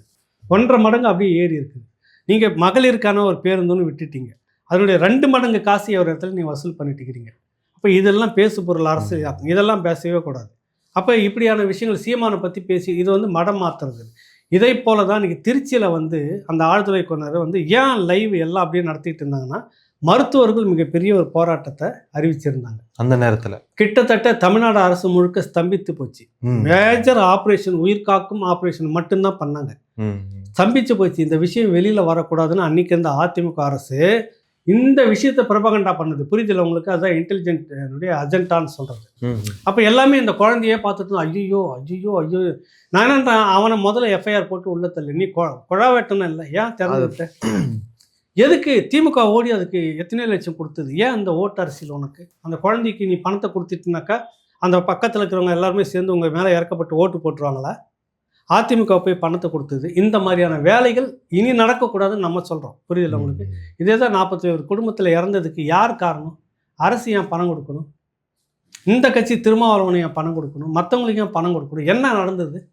விஜய் ஏன் அவ்வளோ பெரிய தொகையை கொடுக்கணும்? நீ ஒன்னால தான் அந்த உயிர் பலியை நடந்தது. அதனால அவனுக்கு கொடுக்க வேண்டிய ஒரு தார்மீக பொறுப்பு இருக்குது. அப்போ என் கூட்டத்துக்கு எல்லாம் வாங்க, உங்களுக்கு எது நடந்தாலும் நான் பல கோடி கொடுப்பேன்ற அர்த்தம் தானே அது? இது ஒரு அரசியலான்னு நம்ம கேட்க வரோம். நான் இந்த விஷயங்களில் இந்த மாதிரி அரசு வந்து இப்படி இருக்கவே கூடாது. பாரபட்சம் இல்லாமல் எல்லாரும் தூக்கி ஒரு முறை உள்ளே வைங்க. நீங்கள் ஒரு முறை உள்ளே வச்சிங்கனாக்கா அதுக்கு பிறகு இப்படியான சம்பவங்களுக்கு ஒரு தார்மீக பொறுப்பு வரும் இல்லை உங்களுக்கு. நீ யாராக இருந்தார், இத்தனை பேர் உயிர் போயிருக்கு, நீ முதல்ல உள்ளே வந்து 6 மாதம் இருந்துட்டு கேஸ் நடத்திட்டு அது என்ன தண்டனை வந்து வாங்கிட்டு போ. இது இல்லை செய்யணும். நீ பணத்தை தூக்கிட்டு போகிற கவர்மெண்ட்டு சாராயம் விற்குது, நல்ல சாராயம். பெரிய ஊருக்கு வெளியில் போய் எங்கேயோ இருட்டில் மலைக்கு அடிவாரத்தில் இங்கே சாராயம் விற்கலை. அங்கே நீதிமன்றம் இருக்குது, பக்கத்தில் எல்லாம் இருக்குது. அந்த சரௌண்டிங் காவல் நிலையத்துக்குள்ளே அந்த சர்க்கிளுக்குள்ளே விற்கிறான் பகிரங்கமாக, அங்கே தான் சாவறான். அது நீங்கள் போய் இத்தனை லட்சம் கொடுத்துட்டு வரீங்கன்றப்ப அது எவ்வளோ பெரிய அசிங்கம். அது அந்த பகுதி எட்டி பார்த்தா நீதிமன்றம் தெரியும். இல்லை, அதான் சொல்ல வரேன். காவல்துறையும் அங்கே தான் நடமாடிட்டு இருக்குது. அப்படியே அவங்க தெரியாமல் என்னன்னா, அதுதான் இந்த அதிகாரத்தில் இருக்கக்கூடிய ஆளுங்கட்சிக்கு தெரியாமல் ஒருத்தனை விற்க முடியும். அப்போ ஆளுங்கட்சி காவல்துறை அங்கே கூட்டு காவல்துறை விட்டீங்கன்னாக்கா 24 மணி நேரத்தில் கிளியர் பண்ணுவாங்க. உண்மையிலே நான் என்னுடைய அனுபவத்தில் சொல்கிறேன். நீங்கள் அவங்களுக்கு வந்து என்ன பண்ணுறீங்க, கட்சிக்காரன்றதுக்காக அவனை பயமுறுத்துறீங்க. நமக்கு எதுக்கடா அவன் நம்மளை தேவையில்லாத இடத்துல தூக்கி இடமாற்றம் பண்ணிட்டு இருப்பான்னு சொல்லிட்டு இடத்த மாற்றுறான். இதான் நடக்குது. இல்லைன்னா அந்த கள்ளச்சாராயம் விற்றுருப்பானாங்க. அதுபோல தான் இந்த சம்பவம். நீங்கள் அங்கே ஒரு அரசு உனக்கும் பொறுப்பு இருக்குது. விஜய்க்கு மட்டுமே மரணத்துக்கு காரணம் இல்லை. நீ என்ன பண்ற? உன்னுடைய இன்டெலிஜென்ட் இருக்குதாங்க. முன்கூட்டியே இந்தந்த நேரத்துக்கு வந்து மைக்கில் தகவல் சொல்லிக்கிட்டே இருப்பாங்க. ஃபோனில் எஸ்பிசிஐடி இருக்குது, சிபிசிஐடி இருக்குது, ஐபியினுடைய டீம் அங்கே போயிருக்கோம். மத்திய உளவுத்துறைக்குள்ள ஐபி அது அந்த இடத்துல இருக்கும். உங்களுக்கு நீங்கள் லேசுப்பட்டது நினைக்காதீங்க. ஒரு கூட்டம் கூட்டுற இடத்துல ஏதோ சும்மா எல்லாம் இருப்பாங்க அப்படின்னு நின்றுட்டு போயிடுவாங்க. கிடையவே கிடையாது. இன்டெலிஜென்ட் மொத்தமாக அங்கே அப்படியே நிறைஞ்சி இருக்கும். அவன் ரிப்போர்ட் கொடுத்துட்டுருப்பான். இவ்வளோ நேரத்துக்கு இவ்வளோ கூட்டம் வந்திருக்கு, இவ்வளோ உங்கள் கூட்டம் வந்திருக்குது, இவர் இங்கே வந்துட்டு இருக்கிறாரு, க்ரௌடு அதிகமாகிட்டு இருக்குது, இந்த இடத்துக்குள்ளே இது சரி வராதுன்றது எல்லாத்தையும் சொல்லுவாங்க. இருந்தும் உன்னுடைய கவர்மெண்ட் ஃபெயிலியர். நீ வேணும்னே திட்டமிட்டு ஏதோ நீ விட்டுருக்கிறீங்க. ஏன் அந்த விசாரணையும் வரணும். சிபிஐ விசாரணைக்கு ஏன் மறுக்கிறீங்க? கடைசியாக அதான் சிபிஐ விசாரணை தான் வந்திருக்கு. நீ தொடக்கத்தில் மறுத்தீங்கள, நாங்களே விசாரிச்சுக்கிறோம், சிபிசிஐடி விசாரணை போட்டுட்டோம், ஒரு நபர் ஆணை கமிஷன் போட்டுட்டோம். கமிஷன் எந்த லட்சத்தில் இருக்குது? அதிமுக ஆட்சியில் ஸ்டெர்லைட் துப்பாக்கி சூடு நடந்துச்சு. அந்த அம்மா அருணா ஜெகதீசன் அம்மா முன்னாள் நீதிபதி தலைமையில் கமிஷன் போட்டாங்க. கமிஷன் ரிப்போர்ட் வந்து உங்ககிட்ட தான் கொடுத்தாங்க. நீங்கள் திமுக நாங்கள் வந்தால் இப்படியாக இருக்குமோ அப்படியாக இருக்கும், இவர்களை விடமாட்டோம், பழி தீர்த்து வந்து நடவடிக்கை எடுப்போம், சட்டப்படி செய்வோம். நீங்கள வந்து அறிக்கை கொடுத்த அந்த போலீஸ் ஆஃபீஸருக்கெல்லாம் ப்ரொமோஷன் கொடுத்தது திமுக அரசு. இப்போ 21 பேர் அங்கே குண்டடிப்பட்டு செத்தாங்கல்ல. நீ என்ன அப்போ அதிமுக பரவாயில்லை, நீ அதோட கொடுமையான துரோகத்தில் செய்கிறீங்க அந்த மக்களுக்கு. அதை சொல்லி தான் ஓட்டு கேட்டீங்க. நாங்கள் வந்தால் அதற்கான ஒரு தீர்ப்பை நாங்கள் வாங்கி கொடுத்துருவோம். நீங்கள் ப்ரொமோஷன் கொடுத்தீங்க, மக்களுக்கான நீதியை கொடுக்கல. இப்போ அதே அந்த அம்மா அருணா ஜெகதீசன் நீதிபதி, ஓய்வு பெற்ற நீதிபதி அவர்களை இங்கே போடுறீங்க, இந்த கரூரில் போடுறீங்க நீங்கள் 41 பேர் செத்ததுக்கு. அப்புறம் ஏற்கனவே கொடுத்த அந்த அறிக்கையிலே நீங்கள் பெரிய துரோகம் பண்ணியிருக்கீங்க. திரும்ப அந்த அம்மாவை தூக்கி அங்கே போடுறீங்க. இதில் ஏதோ நடந்திருக்குதுன்னு சிபிஐ விசாரணை கேட்குறாங்க, நீங்கள் மறுக்கிறீங்க. அப்போ உங்ககிட்ட ஏதோ ஒரு விஷயம் இருக்குது இல்லை? இருக்கு. இது எல்லாம் இந்த ஆண்டு பரபரப்பாக பேசப்பட்டது. காலங்காலமாக பேசிட்டு தான் இருக்கிறாங்க. சரி, எனக்கு எப்படி நடக்குதுன்றதை போக போக பார்க்கலாம். சரி.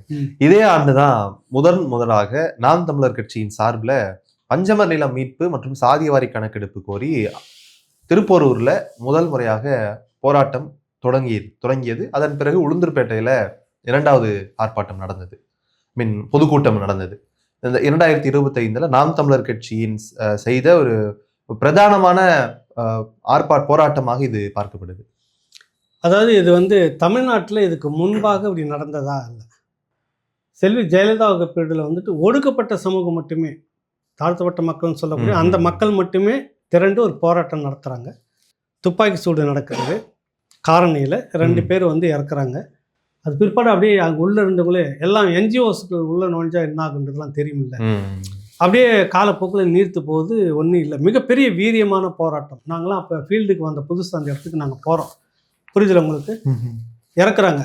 கடைசியாக என்ன ஆகுதுன்னா அந்த அப்படியே நிறுத்து போச்சு, இன்ன வரைக்கும். அதுக்கு பிறகு நீங்கள் பார்த்தீங்கன்னா, அதுக்கு முன்னாடியும் வரலாற்றில் இல்லை, இப்போவும் இல்லை, நாம் தமிழர் கட்சி சீமான் என்கிற அந்த ஒரு நபர் ஒடுக்கப்பட்ட மக்களை மட்டுமே வச்சு நடத்தல இந்த போராட்டம் தான் நீங்கள் கவனிக்கணும். அனைத்து சமுதாய வன்னியர் சமூகத்தில், தேவர் சமூகத்தில், நாடார் சமூகத்தில், இன்னும் மற்ற சமூகத்தில் இருந்த பிரதிநிதிகள் எல்லாம் ஒரே மேடையில் நிற்க வச்சு எல்லோருக்கும் இந்த புரிதலை ஏற்படுத்தி 12 லட்சம் ஏக்கர் ஒடுக்கப்பட்ட மக்கள்கிட்ட இருந்து இந்த அரசு பிடிங்கி வச்சிருக்கு. அரசுனா தனிநபர்கள் எல்லாருமே சேர்ந்து ஒரே ஒரு அரசாணை, அவ்வளோதான். இந்த மக்கள் அவங்க இந்த இடம் பஞ்சமி நிலம்ன்றது அவங்க தான் பயன்படுத்தணும், வேறு யாருக்கும் கிடையாது. பிரிட்டிஷ் காலகட்டத்தில் ஒரு கலெக்டர் ஏற்பாட்டில் அது வந்து கிடந்தது. அன்றைக்கி வந்து ஒடுக்கப்பட்ட சமூகத்தினுடைய தலைவர்கள் பலரும் போராடி கோரிக்கை வைத்ததால் அது நடக்குது. ஒரு பெரிய ஆய்வு பண்ணுறாரு அவர், பிரிட்டிஷ்க்கு அனுப்புகிறாரு. அங்கே இருக்கிற மகாராணி, ஆமாம் அந்த மக்கள் ஒன்றும் இப்படியே ரொம்ப மோசமான ஒரு மிருகத்தை போல நடந்து கொண்டிருக்கிறார்கள், வறுமையில் இருக்கிறார்கள், இவர்களுக்கு நிலம் இல்லை, ஆனால் நிலம் இருந்திருக்கிறது ஒரு காலகட்டத்தில், பிடுங்கப்பட்டிருக்கிறது அப்படின்றதெல்லாம் சொல்லித்தான் அனுப்புகிறாரு. அதை பற்றி ஐயா குணசீலன் மருத்துவர் குணா இருக்கிறார்கள், அறிஞர் குணா பஞ்சமி நிலம் அப்படின்னு ஒரு புத்தகம் தனியாகவே எழுதியிருக்கிறார். மிகப்பெரிய ஆய்வு. மண்ணுரிமை என்ற ஒரு அந்த புத்தகத்திலையும் விரிவாக நிறைய விஷயங்கள் சொல்லியிருக்கிறாங்க. இந்த மண் இந்த ஒடுக்கப்பட்ட மக்களுக்கு எப்படிப்பட்ட சொந்தமாக இருந்தது, எப்படிலாம் இருந்தாங்க, எப்படி மாற்றப்பட்டார்கள்ன்றதெல்லாம் இருக்குது, அது வேற. ஆனால் இந்த பஞ்சமி நிலம் பிரிட்டிஷ் அரசு கொடுத்ததை யாரையே வச்சுட்டு இருக்கிறாங்க. நாங்கள் ஒடுக்கப்பட்ட மக்களுக்காகத்தான் நாங்கள் சிலுவையை சுமக்கிறோன்னு சொல்லக்கூடிய திராவிட அரசு, பெரியாரிசம் பேசக்கூடிய இந்த அரசு அந்த மக்களுக்கு ஒரு போராட்டத்தை இன்ன வரைக்கும் நடத்தவே இல்லை. திருமாவளவன் 2 முறை கருணாநிதிக்கிட்டையும் மனு கொடுத்துட்டாரு. அந்த பக்கம் ஜெயலலிதா கூட கூட்டணி இருந்தப்பவும் போய் மனு கொடுத்துட்டு நிற்பாரு. அங்கே இருக்கிறப்ப அடுத்த முறை நீங்கள் எப்போ திமுகவில் சேர போவீங்களா? திமுகவில் நான் சேரத்துக்கெலாம் போக மாட்டேன், பஞ்சமி நிலம் மீட்பதற்காக நான் அறிவாலயம் போவேன்னுவார். ஏன்னா அந்த இடத்துல பஞ்சமி நிலம் இருக்குதுன்னு இப்படிலாம் வசனம் பேசினவர் இந்த கவர்மெண்ட் வந்த உடனே திரும்ப ஒரு மறு ஆய்வு மனுன்னு கொடுத்துட்டு உட்காந்துட்டு இருக்கிறாரு இன்னும். அப்போ அந்த மக்களுக்கான அரசியலை எடுப்பது யார்? அப்படின்றதுக்காக தான் சீமான் திருப்பூரில் மிகப்பெரிய ஒரு வரலாற்று திருப்புமுனை. எல்லா சமூக மக்களும். அடுத்தது உளுந்தூர்பேட்டையில் ஒன்று நடந்தது. நம்ம நேரடியாக போயிட்டு வந்தோம் அந்த இடத்துக்கு. ஞாபகம் இருக்கா? திருப்பூருக்கும் போயிட்டு வந்தோம். திருப்பூருக்கு போனால் உளுந்தூர்பேட்டைக்கு போகிறப்ப கண்ணு கெட்டின வரைக்கும் இந்த கூட்டம். பொதுவாகவே ஒடுக்கப்பட்ட மக்களுக்கான அந்த இடம் கொடுக்கறதுனாக்கா ஒரு 200-300 பேர் 500 பேர் அந்த சாதியை சேர்ந்தவர்கள் மட்டும்தான் இருப்பாங்க. ஆனால் உளுந்தூர்பேட்டையில் பிரச்சனையே இதுதான். இந்த பஞ்சமி நிலம் தாழ்த்தப்பட்ட மக்களுக்கு இவங்களுக்கு ஒப்படைக்கணும். சாதி வாரி கணக்கெடுப்புன்னு இன்னொரு இது வைக்கிறாங்க. தேவேந்திரர் மக்கள் அதை பட்டியல் விட்டு வெளியே வரும். இந்த 3 கான்செப்ட் தான் மீட்டிங் நடக்குது. தேவேந்திரர் மக்கள் இங்கே அதிகம் கிடையாது. ஆனால் அந்த உளுந்தூர்பேட்டையெல்லாம் உங்கள் ஏரியா தானே, அது எவ்வளோ பெரிய கூட்டம் வந்திருந்தது, பிரமாண்டமாக இருந்தது. அப்போ மற்ற சமூகங்கள் வந்து இந்த ஒடுக்கப்பட்ட மக்களை பகையாக பார்க்கல, பகையாக மாற்றி அரசியல் செய்வது திராவிடம். இது அம்பலப்பட்டிருக்குதா இல்லையா? சரி, நீங்கள் தான் பெரியார்வாதி முற்போக்குவாதிகள், நாங்கள் வந்து இப்படி உருட்டுறோம், பெரியார் இல்லாமல் இங்கே அணுவம் அசையலை, நீ பேண்ட் சட்டை போட்டுட்டு இருக்கிறது கூட அது அவங்க தான் காரணம், என்னென்னோ பேசுகிறீங்கல்ல. வீரமணி, கொளத்தூர் மணி, கோவை ராமகிருஷ்ணன், திருமாவளவன், என்ன ஒன்று இருக்கக்கூடிய உதயநிதி, அவர் இளைய பெரியார் ஆகுது. சரி, இவங்க எல்லாம் சேர்ந்து பஞ்சமி நிலம் மீட் பண்ணி நீங்கள் வைங்களாம். மோடி தான் பிடிங்கி வச்சுட்டு இருக்கிறாரு, மோடிக்கு எதிராக நாங்கள் இந்த போராட்டத்தை நடத்துகிறோம், சும்மா நடத்துங்களேன். எதுக்கெடுத்தாலும் மோடி கிட்ட போகிறீங்கல்ல. இது மாநில அரசு நீங்கள் செய்ய வேண்டியது தம்பி. இந்த அரசியல் இதுக்குள்ளே இருக்குதுன்றதை எக்ஸ்போஸ் பண்ணி மக்கள் மத்தியில் கொண்டு போய் சேர்த்தது இந்த போராட்டம். இதை செய்தது நாம் தமிழர் கட்சி, சீமான். அதையும் நம்ம பேசி ஆகணும். ஆமாம். அடுத்து ராவணா சார்பில் மிக முக்கியமான மற்றும் ஒரு நிகழ்வு நடந்தது. ஐயா பேரறிஞர் குணா அவர்களுக்கு பாராட்டு விழா நடத்தப்பட்டது. போரூரில் ஒரு மஹாலில் நம்ம நடத்தியிருந்தோம். அதற்கு அண்ணன் சீமான் அவர்கள் சிறப்பு விருந்தினராக வந்திருந்தார். ஐயா குணா அவர்கள் பேசும்பொழுது மிக ரொம்ப ரொம்ப ஆனந்த கண்ணீர் விட்டு தன்னுடைய மகிழ்ச்சியை வெளிப்படுத்தியிருந்தார். ஐயா பே மணியரசன் அவர்களும் வந்திருந்தார். அது நடத்தினது ஒரு பக்கம் இருக்கட்டும். அதுக்கு பிறகு வந்துட்டு நாம் தமிழர் கட்சியில் இருக்கக்கூடிய தம்பி செந்தில்நாதன், அவர் பெரிய அறிவியல் ஆய்வர்னு நம்ம சொல்லலாம், அவர் சயின்டிஸ்ட்டு. ஏதாவது ஒன்றுன்னா டக்குன்னு எனக்கு எதிராக முதல்ல வீடியோ போடுறது அவரை தான் போடுவார். எனக்கு சில விஷயங்கள் உடன்பாடு இல்லை, நான் விலைக்கு நிற்கிறேன், தமிழ் தேசியத்தில் தான் இருப்பேன்னு தான் பதிவு போடுறேன். இதை புரிஞ்சிக்காம உடனே ஏகலைவன் உங்களை பற்றி எனக்கு தெரியாதான்னு ஒரு வீடியோ போட்ட தம்பி தான் அவர். அப்புறம் உடனே அது சீமான் கண்டிச்சாரு, எடுத்துட்டாருன்னு வச்சுங்க. அந்த தம்பி எழுதுகிறார், இப்படியான ஒரு நிகழ்ச்சியை நடத்துவது வந்து சாதாரண ஒரு விஷயம் இல்லை. அவரை நான் குறைச்சி மதிப்பிடலை, சரியா அவர் ஒரு இந்த ஆர்வத்தில் என்ன ஏதோ என் மேலே இருந்திருக்கு, டக்குன்னு என்னை பற்றி எதோ எழுதணும்னு நினச்சி எழுதிட்டு இருக்கிறார். அது ஒரு பக்கம் இருக்கட்டும். ஆனால் இந்த நிகழ்ச்சி வந்து என்னென்னா மூன்று திசையை நோக்கி இருக்குது. அறிஞர் குணா வந்து அவர் ஒரு நோக்கத்தோடு இருக்கிறவர், சீமான் ஒரு இதில் இருக்கிறவர், பே மணியரசன் அவர்கள் வந்து ஓட்டு அரசியலே வேண்டியதில்லைன்னு ஒரு பக்கத்தில் இருக்கிறவங்க. இந்த மூன்று புள்ளியும் ஒன்றா இணைக்கிறது அவ்வளவு எளிதல்ல, ரொம்ப சிரமப்பட்டிருக்கணும் அப்படின்லாம் அவர் சொல்லியிருந்தார். புரிதல் உங்களுக்கு? ரொம்ப விரிவாக அதை பற்றி எழுதியிருந்தார். உண்மையிலே அவருக்கு இந்த நேரத்தில் ஒரு பாராட்டு நம்ம சொல்லணும். இந்த நிகழ்ச்சியை நடத்துவதற்காக முதல்ல அறிஞர் குணா அவர்கள்கிட்ட ஒரு 2 முறை போயிருப்பார். 2 முறையும் அவர் பட்டும் படாமல் தான் சொல்லியிருந்தார். இவங்கெல்லாம் வரமாட்டாங்க, ஏகலாம் இவங்க நடத்துறது நமக்கு சரி வருமா என்னன்னு தெரியல, நீங்கள் என்ன பெருசாக பேசிட்டு இருக்கிறீங்க, அப்படி இப்படின்லாம் சொல்லிட்டு இருந்தார். அதை விட பெரிய விஷயம்னா மணவாளன் ஒரு ஐயா இப்போ சமீபத்தில் தான் போன வாரம் இறந்தார். அறிஞர் குணாவும் அதுக்கான இப்போ நம்ம ராவணாவிலையும் போடணும். மிகப்பெரிய தமிழ் தேசிய இதில் அறிஞர் குணா அவர்களோடு நீண்ட நெடிய காலம் எமர்ஜென்சிலாம் ஒரு தூக்கி உள்ள சிறையில் வச்சுருந்தப்ப, அப்புறம் மற்ற பொய் வழக்கில் தூக்கி தேசிய பாதுகாப்பு சட்டம்னு உள்ளே வச்சுருந்தப்பெல்லாம் விடாமல் போய் அவரை பார்த்துக்கிட்டு வந்தவர் மணவாளன். அரசு ஊழியராக இருந்தவர், 91 வயசு. அவர் குறுக்கால வந்துட்டார். நீங்கள் யார், நீங்கள் எதுக்காக நடத்தணும், இத்தனை வருஷமே யாரும் வரவே இல்லை, நீங்கள் இப்போ என்ன நோக்கத்துக்காக வரணும்னு. நான் நண்பர்களோடு தான் இருக்கேன், எதுவும் தனிப்பட்ட முறையில் நான் எதுவுமே செய்ய மாட்டேன். தோழர் 51 மணி எல்லா நிகழ்ச்சியிலும் கூட இருப்பார். அவரும் 2 பேர் உட்கார வச்சு பொறுமையாக எல்லாத்தையும் விளக்குறேன். இவருக்கு ஏன் நடத்துகிறேன்னா வெளியில் தெரியணுன்றதுக்காக நடத்துகிறேன். ஏன் சீமானை கூப்பிடணும், பே மணியரசனை கூப்பிடணுன்னா அவங்க 2 பேர் வந்தாக்கா அங்கே இருக்க கருத்தியல் அரசியலில் முக்கியமான ஆளுமை அவர், ஓட்டு அரசியலில் முக்கியமான ஒரு தமிழ் தேசிய தளத்தில் இன்றைக்கி இவராக இருக்கிறாரு. இந்த 2 பேரை விட்டுட்டு வேறு நீங்கள் மற்றவங்களை அழைச்சாலும் ஒரு இயக்க நிகழ்ச்சியாக ஒரு 100-200 பேரோட தான் முடியும் அப்படின்லாம் நான் பேசுகிறேன். இதை வந்து இப்படி ஒரு பிரம்மாண்டமாக உங்களுக்கு நடத்தும்னு நான் நினைக்கிறேன். இது முழுக்க என்னுடைய தொகையில் தான் நடத்துகிறேன் அப்படின்றதெல்லாம் நான் விலைக்கு பேசுகிறேன். 3வது முறையும் போய் பேசும்போது இதே பிரச்சனை வரப்போ அப்புறம் ஒரு கட்டத்தில் எல்லாம் விளக்கணுன்னே அந்த பெரியவர் குணா இருக்கிறார்ல, அவர் ஃபோனில் தான் அப்போ வராரு. நம்ம சாம்சன் கிறிஸ்துவ கல்லூரி பேராசிரியர் சாம்சன் பக்கத்தில் உட்காந்துக்கிறார், அவர் தொலைபேசியில் தான் வராரு. ஏகலைவன் அவர்களுக்கு நான் ஒரு பெரிய கும்பிட போடுறேன், நான் என் வயசு இந்த வயசாக இருந்தாலும் அவரை நான் தலை வணங்குறேன், இப்படி ஒரு நல்ல நிகழ்ச்சியை நடத்துறதுக்கு சிறப்பாக நடத்துங்க, அவர் நடத்துங்கன்னு சொன்னோன்னு தான் குணா ஐயாவுக்கு மகிழ்ச்சி வருது. ஏன்னா அவ்வளோ அந்த அளவுக்கு உற்ற தோழன் நண்பனாக இருக்கிறார். அவரை நீங்கள் என்ன சொல்கிறீங்கன்னு அவர் சொல்லிட்டார்ல, எனக்கு ஒன்றும் பிரச்சனை இல்லை, இன்னும் 2 நாள் அவகாசம் எடுத்துக்கிட்டு நீங்கள் சொல்லுங்கள், நீங்கள் சரின்னு சொன்னோன்னே மற்ற 2 தலைவர்கள்ட்டையும் பேசுகிறாங்க. அப்புறம் சரின்னு அவர் ஒத்துக்கிட்டாரு. இவ்வளோ பிரச்சனை உள்ளே நடந்தது, அவ்வளோ லேசில் ஒரு நிகழ்ச்சி நம்ம நடத்திட முடியாது. அப்புறம் வந்தோடனே இவங்க மணியரசன் அவங்களாம் வந்தோன்னா ஒரு காலகட்டத்தில் திராவிடத்தால் விழுந்தோன்னு புத்தகம் ஐயா கொண்டு வந்ததில் எதிர்த்து எழுதி அரசியல் செய்ததில் இவர்களும் ஒருவர். யார்? ஐயா மணியரசன். இவங்களும் ஒன்று. இன்றைக்கி அவங்க எப்படி வந்து வாழ்த்துவாங்கன்னு ஒரே வார்த்தை உட்காந்து இங்கே தான். அப்போ என்னுடைய அம்மா இறந்துட்ட பிற்பாடு அதை நலம் விசாரிக்கிறதுக்காக ஐயா மணியரசனும் வெங்கட்ராமன் தோழரும் அலுவலகம் வந்திருந்தாங்க. இந்த விஷயத்தை நான் அப்படி ஒரு முயற்சி எடுக்கிறேன்னு பட்டுன்னு சொன்னது வெங்கட்ராமன் தோழர், மாற்று கருத்து இல்லை தோழர், கட்டாயம் நடத்தி ஆகணும். ஐயா உடனே சொன்னார், மணியரசன் இல்லை அதை நடத்தணும், அதை கருத்து வேறுபாடு தமிழ் தேசிய தலைவர்களுக்குள்ளே இருக்கலாம், இனிமேல் இந்த மாதிரிலாம் விட்டு கொடுத்துட்டு இருக்கிறது நல்லதில்லை, நாம் நின்று அவரை சிறப்பிக்கணும் அப்படின்றத எனக்கு ரொம்ப ஆச்சரியமாக இருந்தது. ஒரு மறுப்பு கூட இல்லை. நாங்கள் ஒரு காலத்தில் விமர்சனம் வைத்தோம், இல்லை என்று மறுக்கவில்லை. ஆனால் இந்த மாதிரி இப்படி பிரிஞ்செல்லாம் இருக்கக்கூடாது, ஒரு தளத்தில் ஒன்றா நிற்கணும், விமர்சனம் நமக்குள்ளே நிறைய இருக்கும் அப்படின்னு அவர் ஒத்துக்கிட்டோன்னே அப்புறமா சீமான் அவர்கிட்ட பேசணும். உடனடியாக ஐயா தேதியை மட்டும் சொல்லுங்கள், நான் ரெடி அப்படின்னு தான் சொன்னார். அவர் அவ்வளோ மகிழ்ச்சி அவருக்கு நடத்துறதுக்காக. சிலதை வந்து அவர்கிட்ட போய் தப்பாக சொல்லியிருக்காங்க குணா ஐயா இவரை பற்றி. அங்கே இருக்கிற தகவல் இங்கே இவர்கிட்ட புரிதல் இல்லாமல் சொல்லியிருக்கிறாங்க. இதையும் நம்ம வந்து சரி பண்ண வேண்டியதாக இருந்தது. ஒரே வார்த்தையில் முடிஞ்சு போச்சால தான் மிக சிறப்பாக நடந்தது. ஆனால் கடைசி வரைக்கும் நீங்கள் நினைக்க மாட்டீங்க, இதுலேயும் வந்துட்டு களஞ்சியம் முத்துப்பாண்டி நீங்கள் மறக்கவே முடியாது. களஞ்சியம் தம்பிலாம் என்ன அந்த பக்கமே வரவிடலை. அண்ணா இதுக்கு இவ்வளோ தொகை வேணும், அண்ணா இதுக்கு இவ்வளோ தொகை வேணும், இதை மட்டும்தான் கேட்பார்.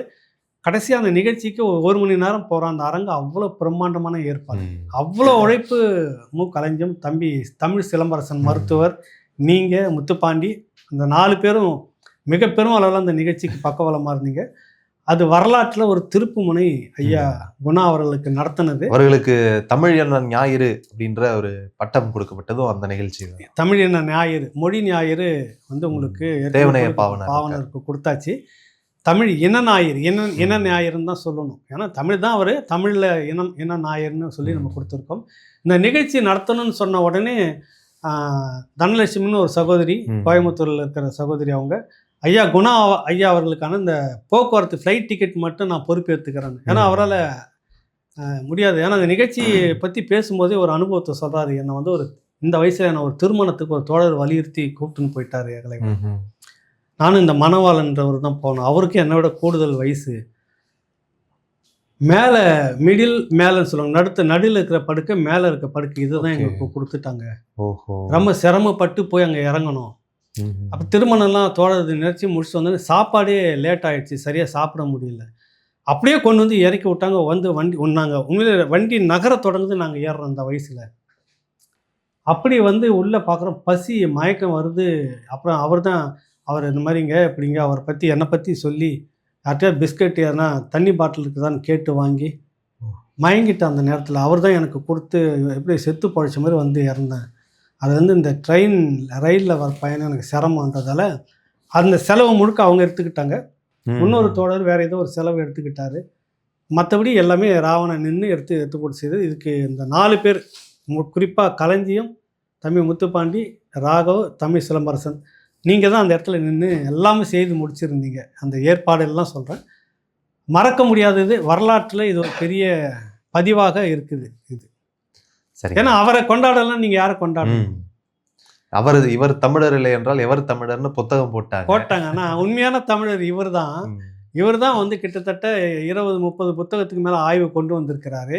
இவர் எழுதின புத்தகத்தை வச்சு திராவிடத்தால் விழுந்தோன்ற புரிதலை வச்சு தான் இன்னைக்கு இளைய தலைமுறை நிறைய படிக்க தொடங்கி இருக்கிறது. வள்ளுவத்தின் வீழ்ச்சி இருக்குது, மண்ணுரிமை இருக்கிறது, ஏகப்பட்ட புத்தகங்கள் இவர் எழுதுனது தான் எல்லாமே ஆய்வு பண்ணி திரும்ப கொடுத்துருக்கிறாரு. மெய்யியல் திருப்ப மீட்டு கொடுத்துருக்கிறாரு. தமிழனுடைய மெய்யியல் இது தாண்டா அப்படின்ற ஆய்வோட சொல்லி கொடுத்து அவ்வளோ பெரிய ஆய்வு படிக்க வியப்பாக இருக்கிறது. இப்போ வந்து ஒத்துக்கிறாங்க உங்களுக்கு, தமிழ்நாடு தொல்லியல் துறை இரும்பு காலம் தமிழர்களிடம் இருந்தது இத்தனை. இது எப்போவே எழுதிட்டார் உங்களுக்கு, 13-14 நினைக்கிறேன், அப்போவே எழுதிட்டார் அறிஞர் குணா. அதனால் இப்படிப்பட்டவரை இந்த தமிழ் சமூகத்தில் கொண்டாடணும். இவரை கொண்டாடவில்லை என்றால் எவரை கொண்டாடவில்லை, இதுதான் நம்ம நோக்கம். செய்துட்டோம் அதை. சரி, நாம் தமிழர் கட்சியில் இந்த ஆண்டு பல மாநாடுகள் நடைபெற்றது.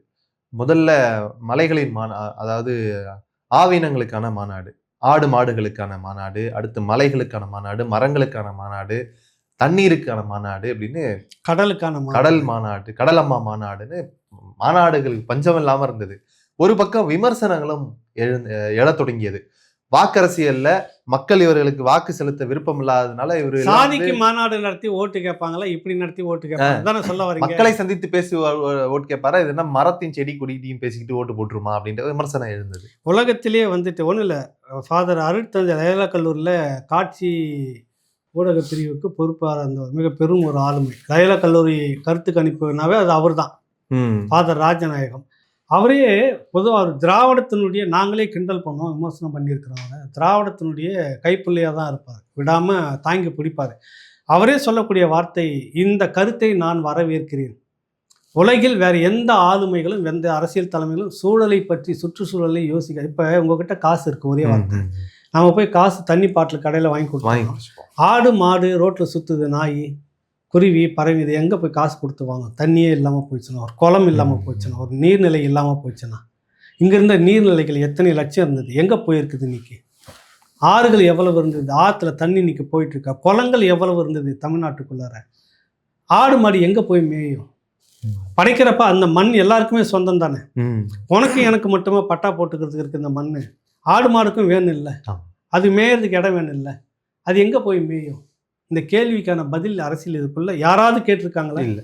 அந்த அரசியல் மாநாடு நடத்துகிற மாட்டுக்கெல்லாம் எவனா மாநாடு நடத்துவானா? ஏதாவது இருக்குதா? மாடுன்றது ஒரு பொருளாதாரம், ஒரு தற்சார்பு பொருளாதாரம். ஒரு 4 மாடு இருந்துச்சுன்னா உன் குடும்பம் ஓஹோடு இருந்துகிட்டு இருக்கும்.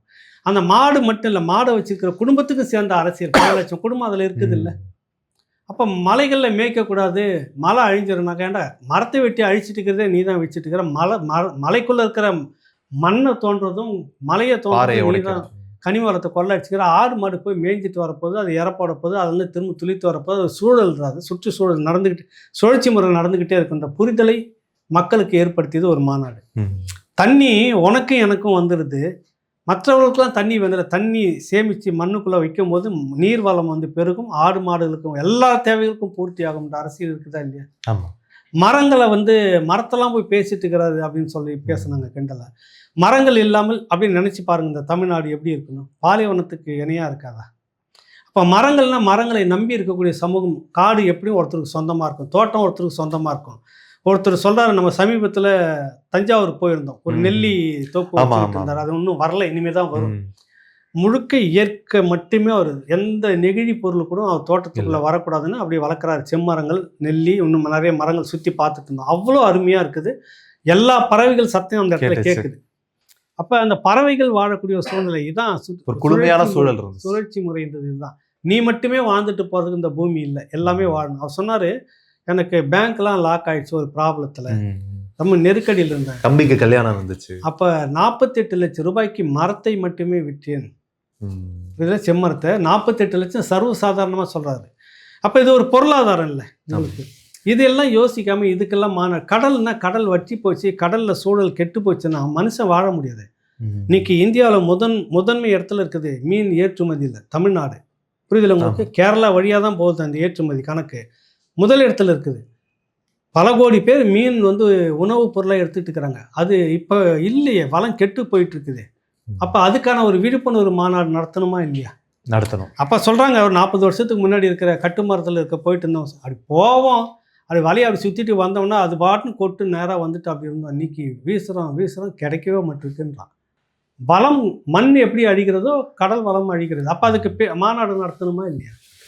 இதெல்லாம் இல்லை, எங்களுக்கு வந்துட்டு மலையை வெட்டணும், ஆற்று மணலில் திருடணும், கொள்ளை அடிக்கணும், கேரளாவுக்கு விற்கணும், கோடி கோடியாக வைக்கணும், வெளிநாடுகளில் போய் முதலீடு பண்ணணும், இதுதான் எங்கள் அரசியல்னு சொல்லக்கூடிய அரசியல்வாதிகள் மத்தியில் இப்படி பேசக்கூடிய ஒரு அரசியல் வேண்டுமா வேணாமா? இதுதான் நம்ம பார்த்தோம். அது வந்து தேவையான ஒரு மாநாடு தான், அது விசித்திரமாக தான் இருந்தது.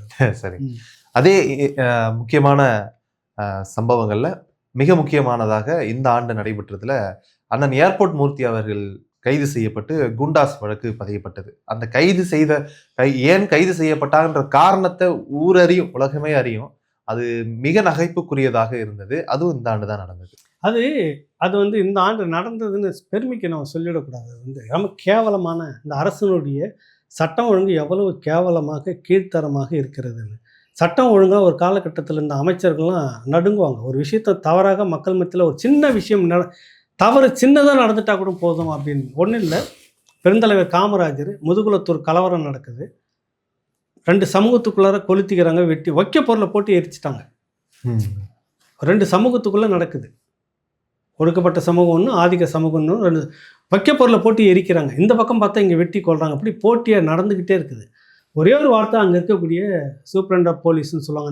அன்றைக்கி ஐஜின்னு நினைக்கிறேன். ஐஜி தான் அன்றைக்கி உயர் பதவி. அன்றைக்கி எஸ்பி என்ன நடக்குது மாவட்ட கண்காணிப்பாளருக்கு இல்லை ஐயா, ஏன்னா சமூக பிரச்சனையாக இருக்குமோன்னு யோசித்து ஏதாவது எடுத்தா, நீ தான் நாங்கள் இன்றைக்கி இருப்போம், நாளைக்கு போய்டுவோம், நீ தான் அங்கே பொறுப்பு, நீ தான் என்ன பண்ணுவே தெரியாது எனக்கு நிற்கணும்னு.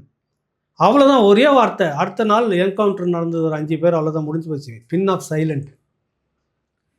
அரசு என்பது உங்களுக்கு அப்படி இருக்கணும், பாரபட்சம் பார்க்கக்கூடாது. என்ன நடக்கணுமோ அதுதான் நடக்கணும். கண் எதிர்க்க ஊரெறிய உலகறிய சுற்றி ரவுண்டாக வந்து ஒரு தலைவரை அடிக்கிறீங்க. அவர் தன்னை தற்காத்துக்கிறதுக்காக வந்து ஒரு கட்சி ஏதோ கம்பியை வச்சு சின்னதாக கீறுறாரு. இதான் நடந்துச்சு. இது சாதாரணமாக ஊரில் இதை விட மோசமாக வெட்டிக்கிட்டு தான் ஊரில் வந்துட்டு அடிதடி கேஸுன்னு 75 ஒன்று போடுவாங்க, தெரியுமா? அப்படி தான் போட்டு அனுப்பிச்சிங்கிறாங்க இன்ன வரைக்கும். ரத்தம் சொட்ட வந்த வழக்குகளுக்கு அப்படி தான். இது ஒன்றுமே இல்லை. அதுக்கு உடனே வந்துட்டு புகார் கொடுத்தாங்க. இவர் தான் போய் புகார் கொடுக்குறாரு, என்ன தாக்க வந்தாங்க அப்படின்னு சொல்லிட்டுன்னு. இவரையே கைது பண்ணது மட்டுமில்லை, இவரை குண்டாஸ் போட்டிருக்காங்க. குண்டாஸ் போட்டு நீதிமன்றத்துக்கு கொண்டுட்டு வராங்க. இந்த குண்டாஸ் போட்ட அந்த சரத்து ஏற்புறுதல்னு மூஞ்சில் துப்பி அனுப்பிடுச்சு நீதிமன்றம். இவ்வளவுக்கும் பிறகு இந்த அரசாங்கம் அசிங்கப்படாமல் வச்சுட்டு இன்னும் சிறையில் வச்சுட்டு இருக்குது. இதை விட பெரிய அநீதி, ஒடுக்கப்பட்ட மக்களுக்கு நாங்கள் தான் பெரிய இதுன்னு சொல்கிறீங்கல்ல, இதுதான் அநீதி. நீங்கள் பண்ணுறது ஒடுக்கப்பட்ட மக்களுக்கு அநீதி. திருமாவளவன் மட்டுமே வந்து ஒடுக்கப்பட்ட மக்களுடைய அத்தாரிட்டி கிடையாது இல்லைல்ல. இப்போ இவரும் இருக்கிறார்ல. ஒருத்தர் சொல்கிறாங்கன்றதுக்காக நீங்கள் செய்யலாமா? அரசு நீங்கள் செய்யலாமா? நீங்கள் எல்லாருக்கும் பொதுவான ஒரு ஆட்கள் இல்லை. இது வந்து இந்த கைதை வந்து ஏற்க முடியாதுன்னு பலமுறை ராவணாவில் பதிவு பண்ணிட்டு இருக்கிறோம். இந்த ஆண்டினுடைய மிகப்பெரிய அவமானத்தில் இதுவும் ஒன்று, அரசனுடைய செயல்பாட்டில்.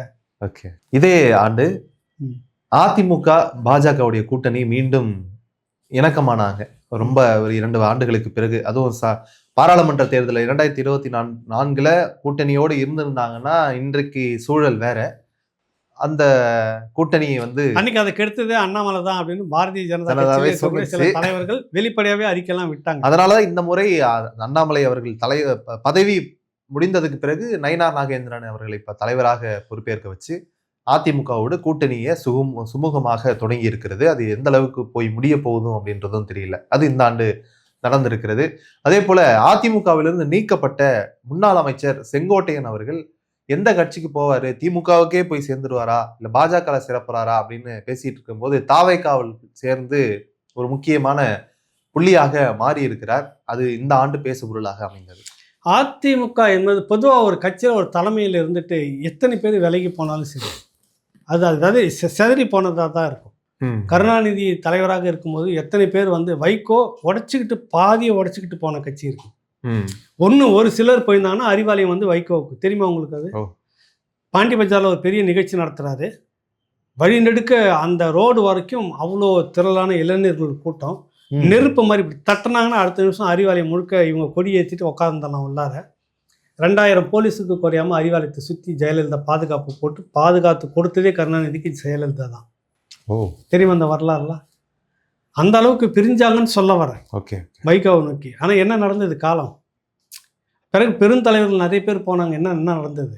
அதனால் ஒரு கட்சியிலேருந்து ஒருத்தர் பிரிஞ்சு போகிறாங்கன்னா அந்த கட்சி அப்படியே வந்து நொடிஞ்சு உடஞ்சி அப்படியே போயிடும் அப்படின்றதெல்லாம் இல்லை. பல சோதனைகளுக்கு பிறகு தான் எடப்பாடி அந்த ரெட்டையிலையை தக்க வச்சுக்கிறாரு. அந்த கட்சி அலுவலகம் எங்களுக்கு தான் தக்க வச்சிருக்கிறாரு. கட்சியினுடைய எல்லா அதிகாரமும் அதிமுக ரெட்டையிலைக்கு தான், அது தலைவர்ன்றது இவர் தான் அப்படின்றது முடிவு ஆயிடுச்சு. இதுக்கு மேலே இங்கேருந்து யார் போனாங்க? இவர் போனாங்கன்னா பெரும் படை அப்படியே திறன் அந்த பக்கம் போயிடுச்சு. ஆனால் இல்லை, ஒருத்தர் தான் போனாங்க. ஏற்கனவே இருக்கக்கூடிய அதிருப்தி அந்த கோஷ்டிகள் எல்லாம் சேர்ந்து அந்த பக்கம் போய் நிற்க, அவ்வளோதான். ஏற்கனவே வந்து ஓபிஎஸ்க்கு எப்படி இருந்துச்சு, டிடிவி தினகரனுக்கு என்னாச்சு? 1% உங்களால் 1% குறைக்க முடியும். இப்போ அந்த 1% குறைக்கும். ஏன்னா அன்னைக்கு இருந்தது ஊசலாட்டமாக இருந்தது அதிமுக தலைமை. இன்னைக்கு அதெல்லாம் மாறி ஒரு ஸ்டாண்டர்டில் வந்து நிற்குது. ஆக இவங்க பிரிஞ்சு போகிறதால பெரிய இழப்பெல்லாம் அதிமுகவுக்கு இல்லை. ஆனால் என்ன ஒன்று, அது பேசு பொருளாக மாற்றப்பட்டது. செங்கோட்டையன் அவர்களை, செங்கோட்டையன் வந்து இருந்திருக்கலாம், அது யார் பேச்சை கேட்டாரோ தெரியல. ஆனால் எனக்கு தெரிஞ்சு ஒரு 2 ஆண்டுகளுக்கு முன்னாடி செங்கோட்டையன் அவர்களை ஒரு நண்பர் மூலமாக அங்கே சந்தித்து பேசியிருக்கும்போது அங்கே இருக்கக்கூடிய முக்கியமான ஒரு விஐபி எனக்கு சொன்ன தகவல், இவரை வந்து கையில் எடுக்கிறதா இருக்குது பிஜேபி, அநேகமாக இவரை உள்ளே கொண்டுட்டு வந்துடும் எடப்பாடிக்கு பதிலாகன்னு அன்றைக்கி ஒரு கணக்கு வச்சுருந்தது பிஜேபி, இவரை வச்சுக்கிட்டு இருந்தது கணக்கில் அப்படின்னு வச்சுட்டு பேசினேன். எனக்கு நல்லா தெரியும். எனக்கு அதான் இடையில போய் சந்திச்சுட்டுலாம் வந்தார். ஆனால் சந்திச்சதை அவங்க சொல்லவே இல்லை கடைசி வரைக்கும் டெல்லியில்.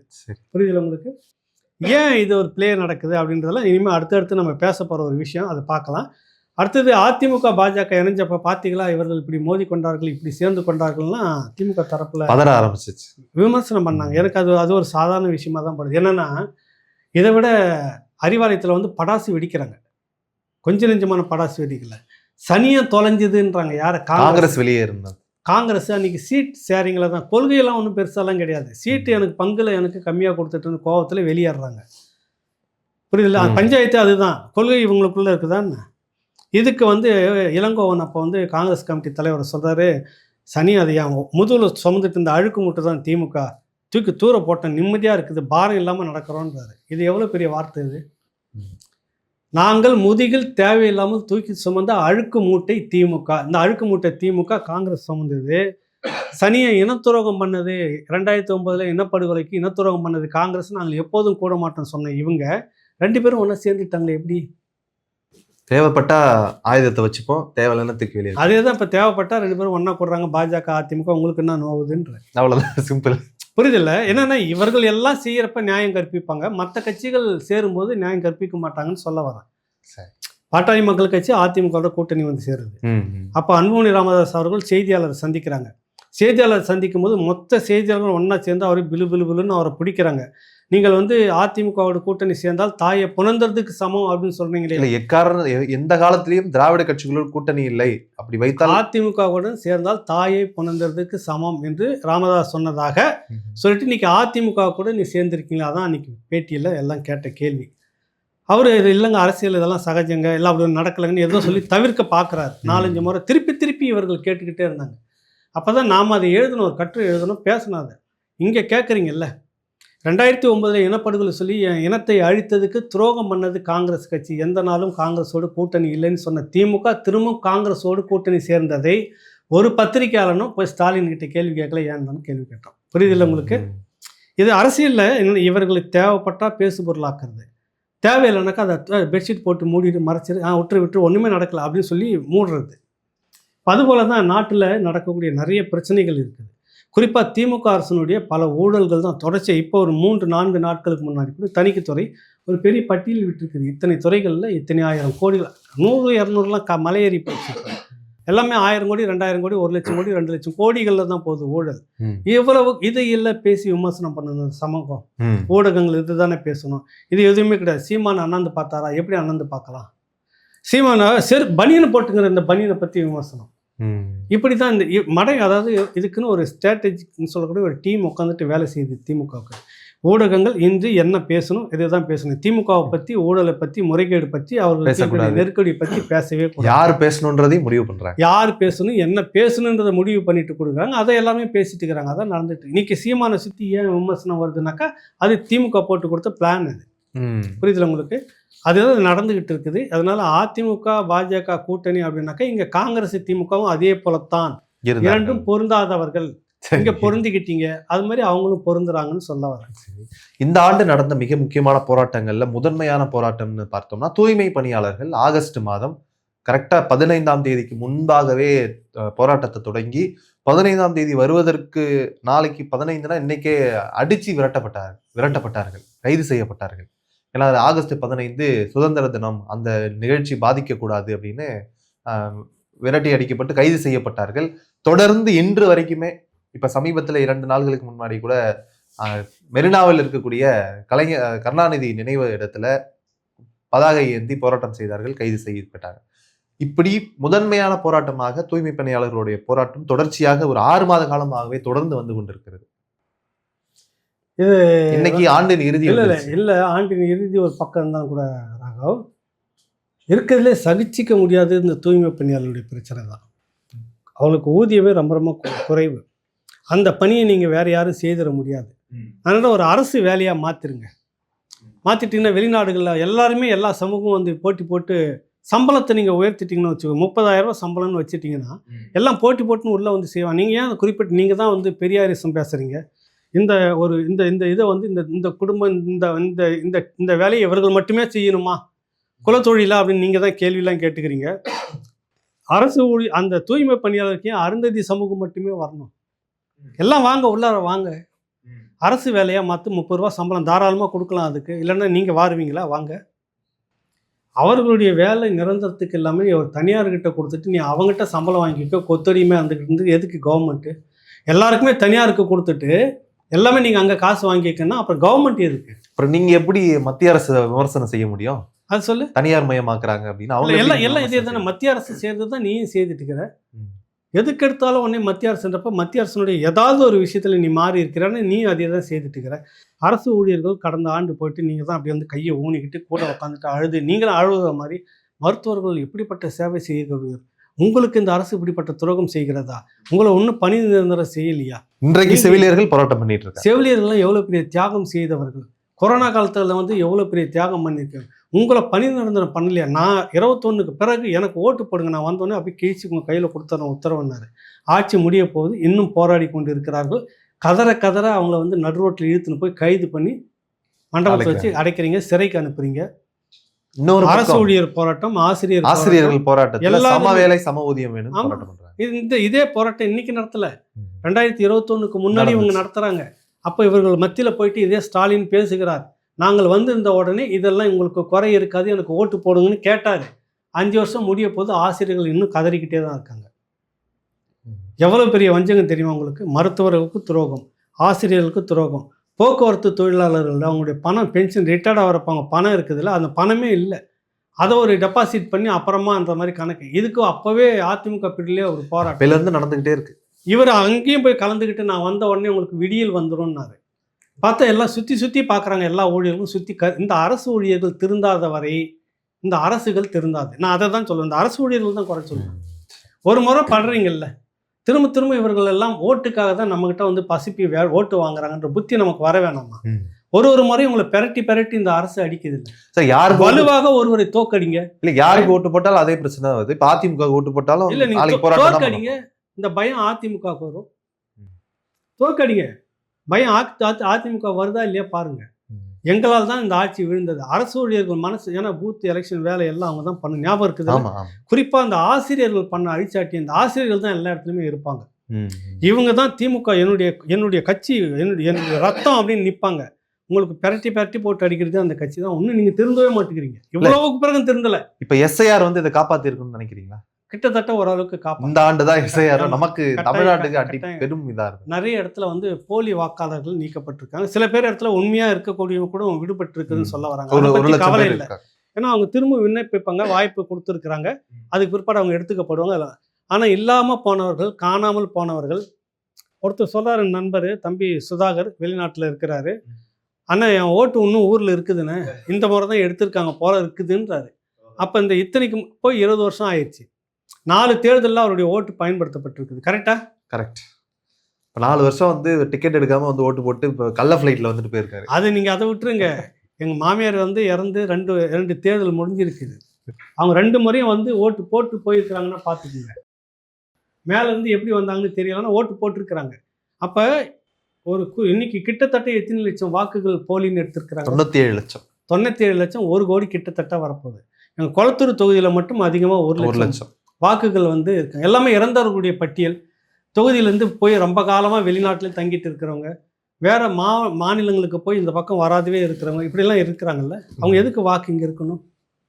அப்போ இது வந்து இந்த தேர்தல் இதெல்லாம் சேர்ந்து ஒரு முடிவாக அமையும் நான் நினைக்கிறேன். சரியான தேர்தலாக தான் இது இருக்குன்னு நினைக்கிறேன். சரிங்க. ஆண்டின் இறுதியாக ஐயா தோழர் அருக்கோ அவர்களுடைய மரணம், ஐயா மணவாளன் அவர்களுடைய மரணம் எல்லாமே இந்த ஆண்டில் வந்து ஒரு துயர சம்பவமாக அமைந்திருக்கிறது.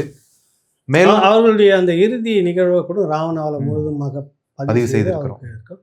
அவர் அருக்கோ அவர்களை வந்து இப்படி ஒரு ஆவணப்படுத்தணுன்றதுக்காக புலவர்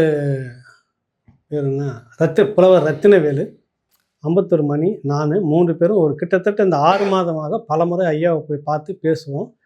அப்போல்லாம் வந்து இந்த அந்த கேன்சருக்கு ஒரு இது கொடுப்பாங்களே கதிர்வீச்சு, அந்த இது ஜிஹெச்சில் முடிச்சுட்டு அப்போ தான் வருவார். 2 மணிக்கு மேலே வருவார். அவங்க சோர்வாக இருக்கு படுத்துவார். அடுத்த ஒரு நாள் ஓய்வு இருக்கும். அன்றைக்கி போய் திரும்ப பார்ப்போம். தெம்பாக கொஞ்சம் பேசுவார். எனக்கு ஒரு பக்கம் பயம், நம்ம இந்த நேரத்தில் கூப்பிட்டு வந்து ஒரு மணிக்கணக்காக பேச வைக்கலாமா அப்படின்னு கொஞ்சம் தேறட்டுமே அப்படின்னு விட்டுட்டு இருந்தோம்.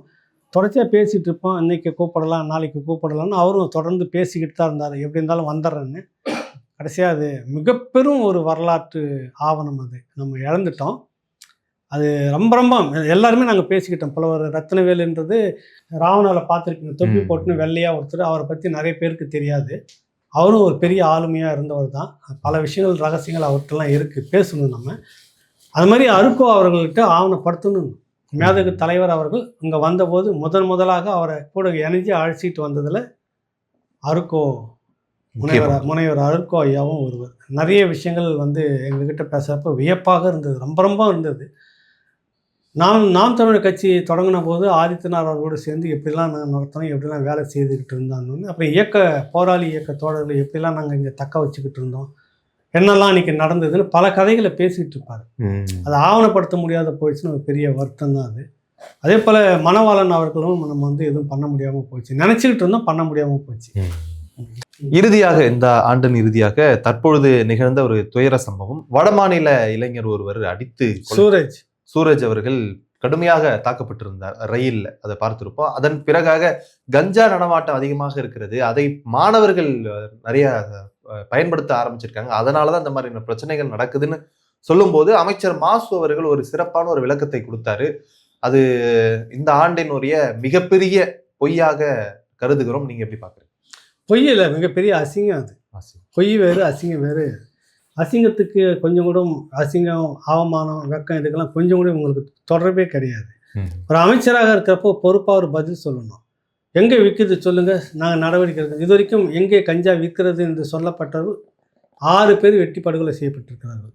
தெரியுமா அவர் இந்த கணக்கு? அவருக்கு தமிழ்நாட்டுக்குள்ளே தானே இருக்கிறார். அவர் சொல்கிறாரு, நீங்கள் யாருன்னு சொல்லுங்க, உங்களுடைய ரகசியங்கள் பாதுகாக்கப்படும். அந்த மாதிரி தான் ஏற்கனவே கேட்டிருந்தீங்க, அறிவிச்சிருந்தீங்க, காவல்துறை சொல்லியிருந்ததுங்க சார். அவர் சொன்ன ஒரு தகவல் கரெக்டாக வீடு தேடி போய் வெட்டியிருக்காங்க. சொல்லுங்க. மணல் கொள்ளையை பற்றி உங்களுக்கு பெட்டிஷன் போட்டு போராடிட்டு இருக்கிறவர் எனக்கு உயிருக்கு ஆபத்துன்னு சொல்கிறாரு. நடு ரோட்டில் லாரி ஏற்றி கொண்டது உங்கள் ஆட்சியில் தான் நடக்குது. முன்னாள் முதலமைச்சர் அவர்களுக்கு செக்யூரிட்டியாக இருந்த ஒரு போலீஸ் அதிகாரி, நான் ஒரு சமூக சேவைக்காக ஒரு நிலத்தை மீட்பதற்காக போராடி கொண்டிருக்கிறேன், எனக்கு என்னவர்களோட உயிர் ஆபத்து இருக்குதுன்னு முதலமைச்சர் வரைக்கும் தெரியப்படுத்துகிறாரு. மாவட்ட ஆட்சியர்கிட்ட கொடுக்குறாரு, மாவட்ட போலீஸ் அதிகாரிகிட்ட கொடுக்குறாரு, எஸ்பி கிட்ட. ஆனாலும் அவர் சொன்னவரையும் வெட்டி கொல்லப்பட்டார் உங்கள் ஆட்சியில் தானே. நீங்கள் என்ன கனவு உலகத்தில் இருக்கிறாரா மா சுப்பிரமணியன்? சொல்லுங்க, எனக்கு புரியல சார். பயமுறுத்து இல்லை, அவர் ஒரு கனவு உலகத்திலே இருப்பார் போல இருக்குது. கனவுலையே மிதந்துட்டு இருக்கிறாரு. தமிழ்நாடு அமைதி பூங்காவாக இருக்குது, இங்கே கஞ்சா இல்லை, ஒன்றும் இல்லைன்னு கனவுலையே சுற்றிட்டு இருக்கிறார் போல இருக்குது. தடிக்கு விழுந்தா கஞ்சாவை பற்றி தகவல் கொடுத்தவர்கள் இறந்தவர்கள் ஒரு விவாதம் இப்போமா பேசுமா வரீங்களா? உங்களுக்கு ஊடக பலம் வச்சுட்டு இருக்கிறீங்க, அவங்க நீங்கள் சொல்கிறது தான் பேசணும்னு இருக்கிறாங்க. அதை தாண்டி பேசுகிறவங்க மேலே நீங்கள் பொய் வழக்கு போடுறீங்க, அவங்கள கொச்சப்படுத்துறீங்க. புரியுதில்ல? தகவல் சொன்னவர்கள் வெட்டி கொலை செய்யப்பட்டிருக்கிறார்களா இல்லையா? சொல்லுங்கள், அதை சொல்லுங்கள் முதல்ல. அப்போ இளைஞர்கள் எல்லாம் ஊரில் எல்லாமே இப்போ நேற்று நடந்திருக்குது. அந்த 4 பேர் சேர்ந்து எப்படி இருந்தாங்க அந்த 4 பேரும்? அந்த ஒருத்தனுடைய இன்ஸ்டா பக்கத்தில் போகிறப்ப அவன் தொடர்ச்சி அந்த கஞ்சாவிலேயே தான் ரீல்ஸ்லாம் போட்டிருக்கான், கத்தியை சுழட்டி இதே வேலையாக இருந்திருக்கான். அப்போ காவல்துறை இதெல்லாம் கவனித்து நடவடிக்கை எடுத்திருக்காங்க. கஞ்சா விற்கிறார்கள்னா அவங்களுக்கு எப்படி கிடைச்சிது? யாரோ ஒருத்தர் விற்றுருக்கணும். விற்கக்கூடிய நபர்களுக்கு வேறு எங்கேருந்தோ ஒரு சப்ளை வந்திருக்கணும், அதுக்கு மொத்தமாக ஒரு வியாபாரி இருந்திருக்கணும்.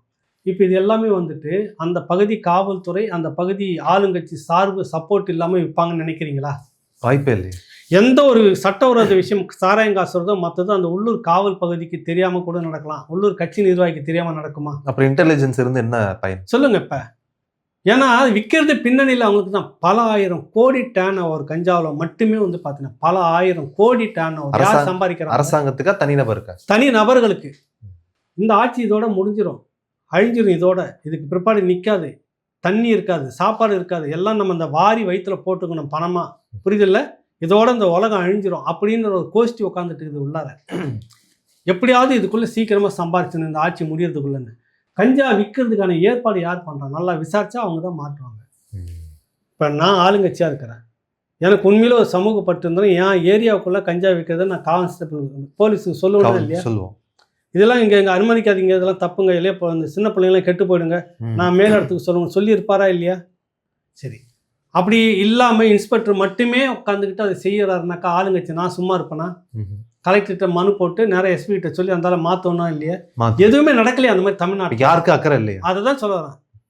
அக்கறை இருக்குதுன்னா இந்த 2 தரப்பும் உள்ளே இருக்குதுன்ற.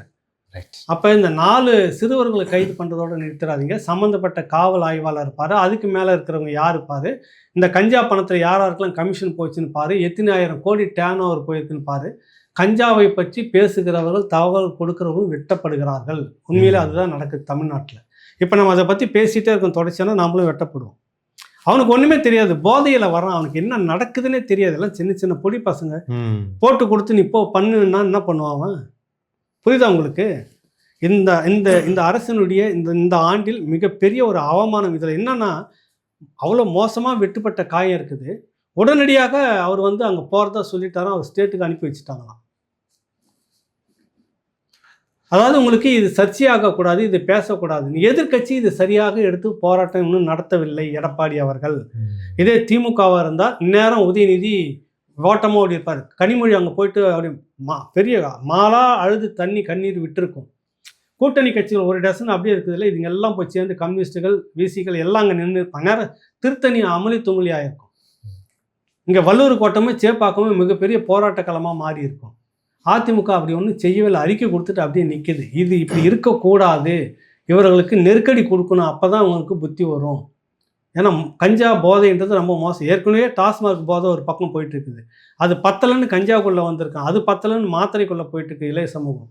இதுக்கெல்லாம் பொறுப்பானது இவங்க உட்காந்துக்கிட்டு அறிக்கை மட்டும் கொடுத்துக்கிறா, அப்படி எதுவும் நடக்கலை. அமைதி பூங்காவாக இருக்கணும். ஏன் இவ்வளவு கற்பழிப்புகள் ஏன் இவ்வளவு இருக்குது? இதே போல் ஒரு பத்திரிக்கையாளர் இந்த விஷயத்த சொன்னதுக்காக தான் கண்டம் தொண்டமாக வெட்டப்பட்டாங்க. ஞாபகம் இருக்குதா உங்களுக்கு? கடைசியாக அவர் பேரம் பேசினாருன்றது கொச்சை வார்த்தையை சொல்லி முடிச்சிட்டிங்க. எது நடந்தாலும் ஸ்பாவுக்குள்ளார, ஸ்பான்னு சொல்லக்கூடிய மசாஜ் சென்டருக்குள்ளே என்ன நடக்குது போதை அப்படின்றத தான் அவர் எக்ஸ்போஸ் பண்ணுறான். கரெக்டாக கையை கண்டமாக வெட்டினாங்களே ஒரு பத்திரிக்கையாளரை. இதை விட இன்னும் அவமானம் வேணும் உங்கள் திராவிட மாடல் அரசுக்கு? புரியுதுல்ல? ஆக கூட்டி கழித்து இந்த 25 நீங்கள் பார்த்தீங்கன்னா மிக பெரும் ஒரு என்ன சொல்கிறது, நம்ம என்ன கொடுக்கலாம் மார்க்கு? போதும்பா, போதும், எங்களை விட்டுருங்க. அதான் அந்த வார்த்தையை தான் சொல்ல தோணுது. போதும்பா, போதும், எங்களை விட்டுருங்க. இல்லை, ஒன்னே ஒன்று மட்டும் சொல்லிக்கிறேன் சார். ஊடகங்கள் பேச மறைத்த முக்கியமான விஷயம், ஐயா அமைச்சர் கே நேரு அவர்கள் மீது 1028 கோடி முறைகேடு அப்படின்னு அறிவிக்கப்பட்டு இடி பரிந்துரை செய்தது, வழக்கு போடுங்க அவர் மேல அப்படின்னு. அது அப்படியே நிக்குது, அதை பத்தி யாரும் பேசவும் இல்லை. அங்க வழக்கு போட மாட்டாங்க, அங்க வழக்கெல்லாம் போட மாட்டாங்க. சொல்றது மத்திய அரசு நிறுவனம். யார்கிட்ட சொல்லுது? டிஜிபி கிட்ட சொல்லுது. 2வது கடிதம் விஜிலன்ஸுக்கு வருது, விஜிலன்ஸுக்கும் வருது. கவனிங்க, 258 பக்கம் ஆவணத்தையும் கொடுக்குறாங்க. ஆனால் நீங்க பதிவு பண்ண மாட்டேங்கிறீங்க.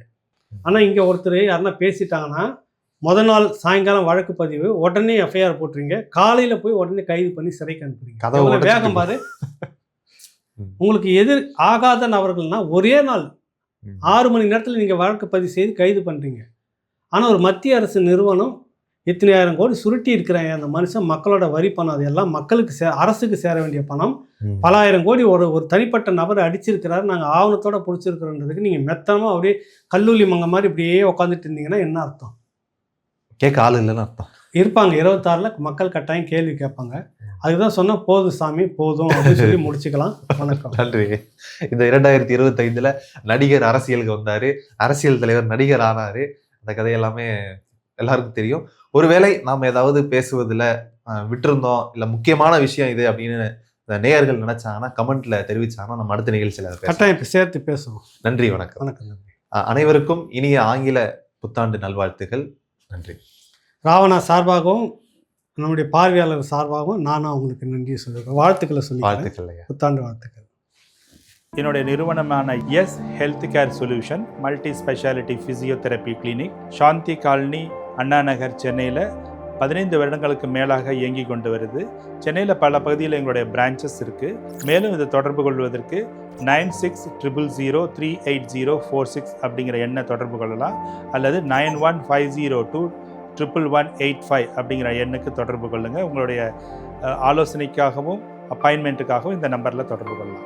உங்களுடைய சந்தேகங்களுக்கு வாட்ஸ்அப் மூலியமாகவும் எங்களிடத்தை தொடர்பு கொள்ளலாம். உங்களோட சந்தேகங்களை நீக்கிறதுக்காகவும் ட்ரீட்மெண்ட் குறித்த தெளிவான விளக்கத்தையும் நான் உங்களுக்கு வாட்ஸ்அப் மூலியமாக சொல்கிறோம்.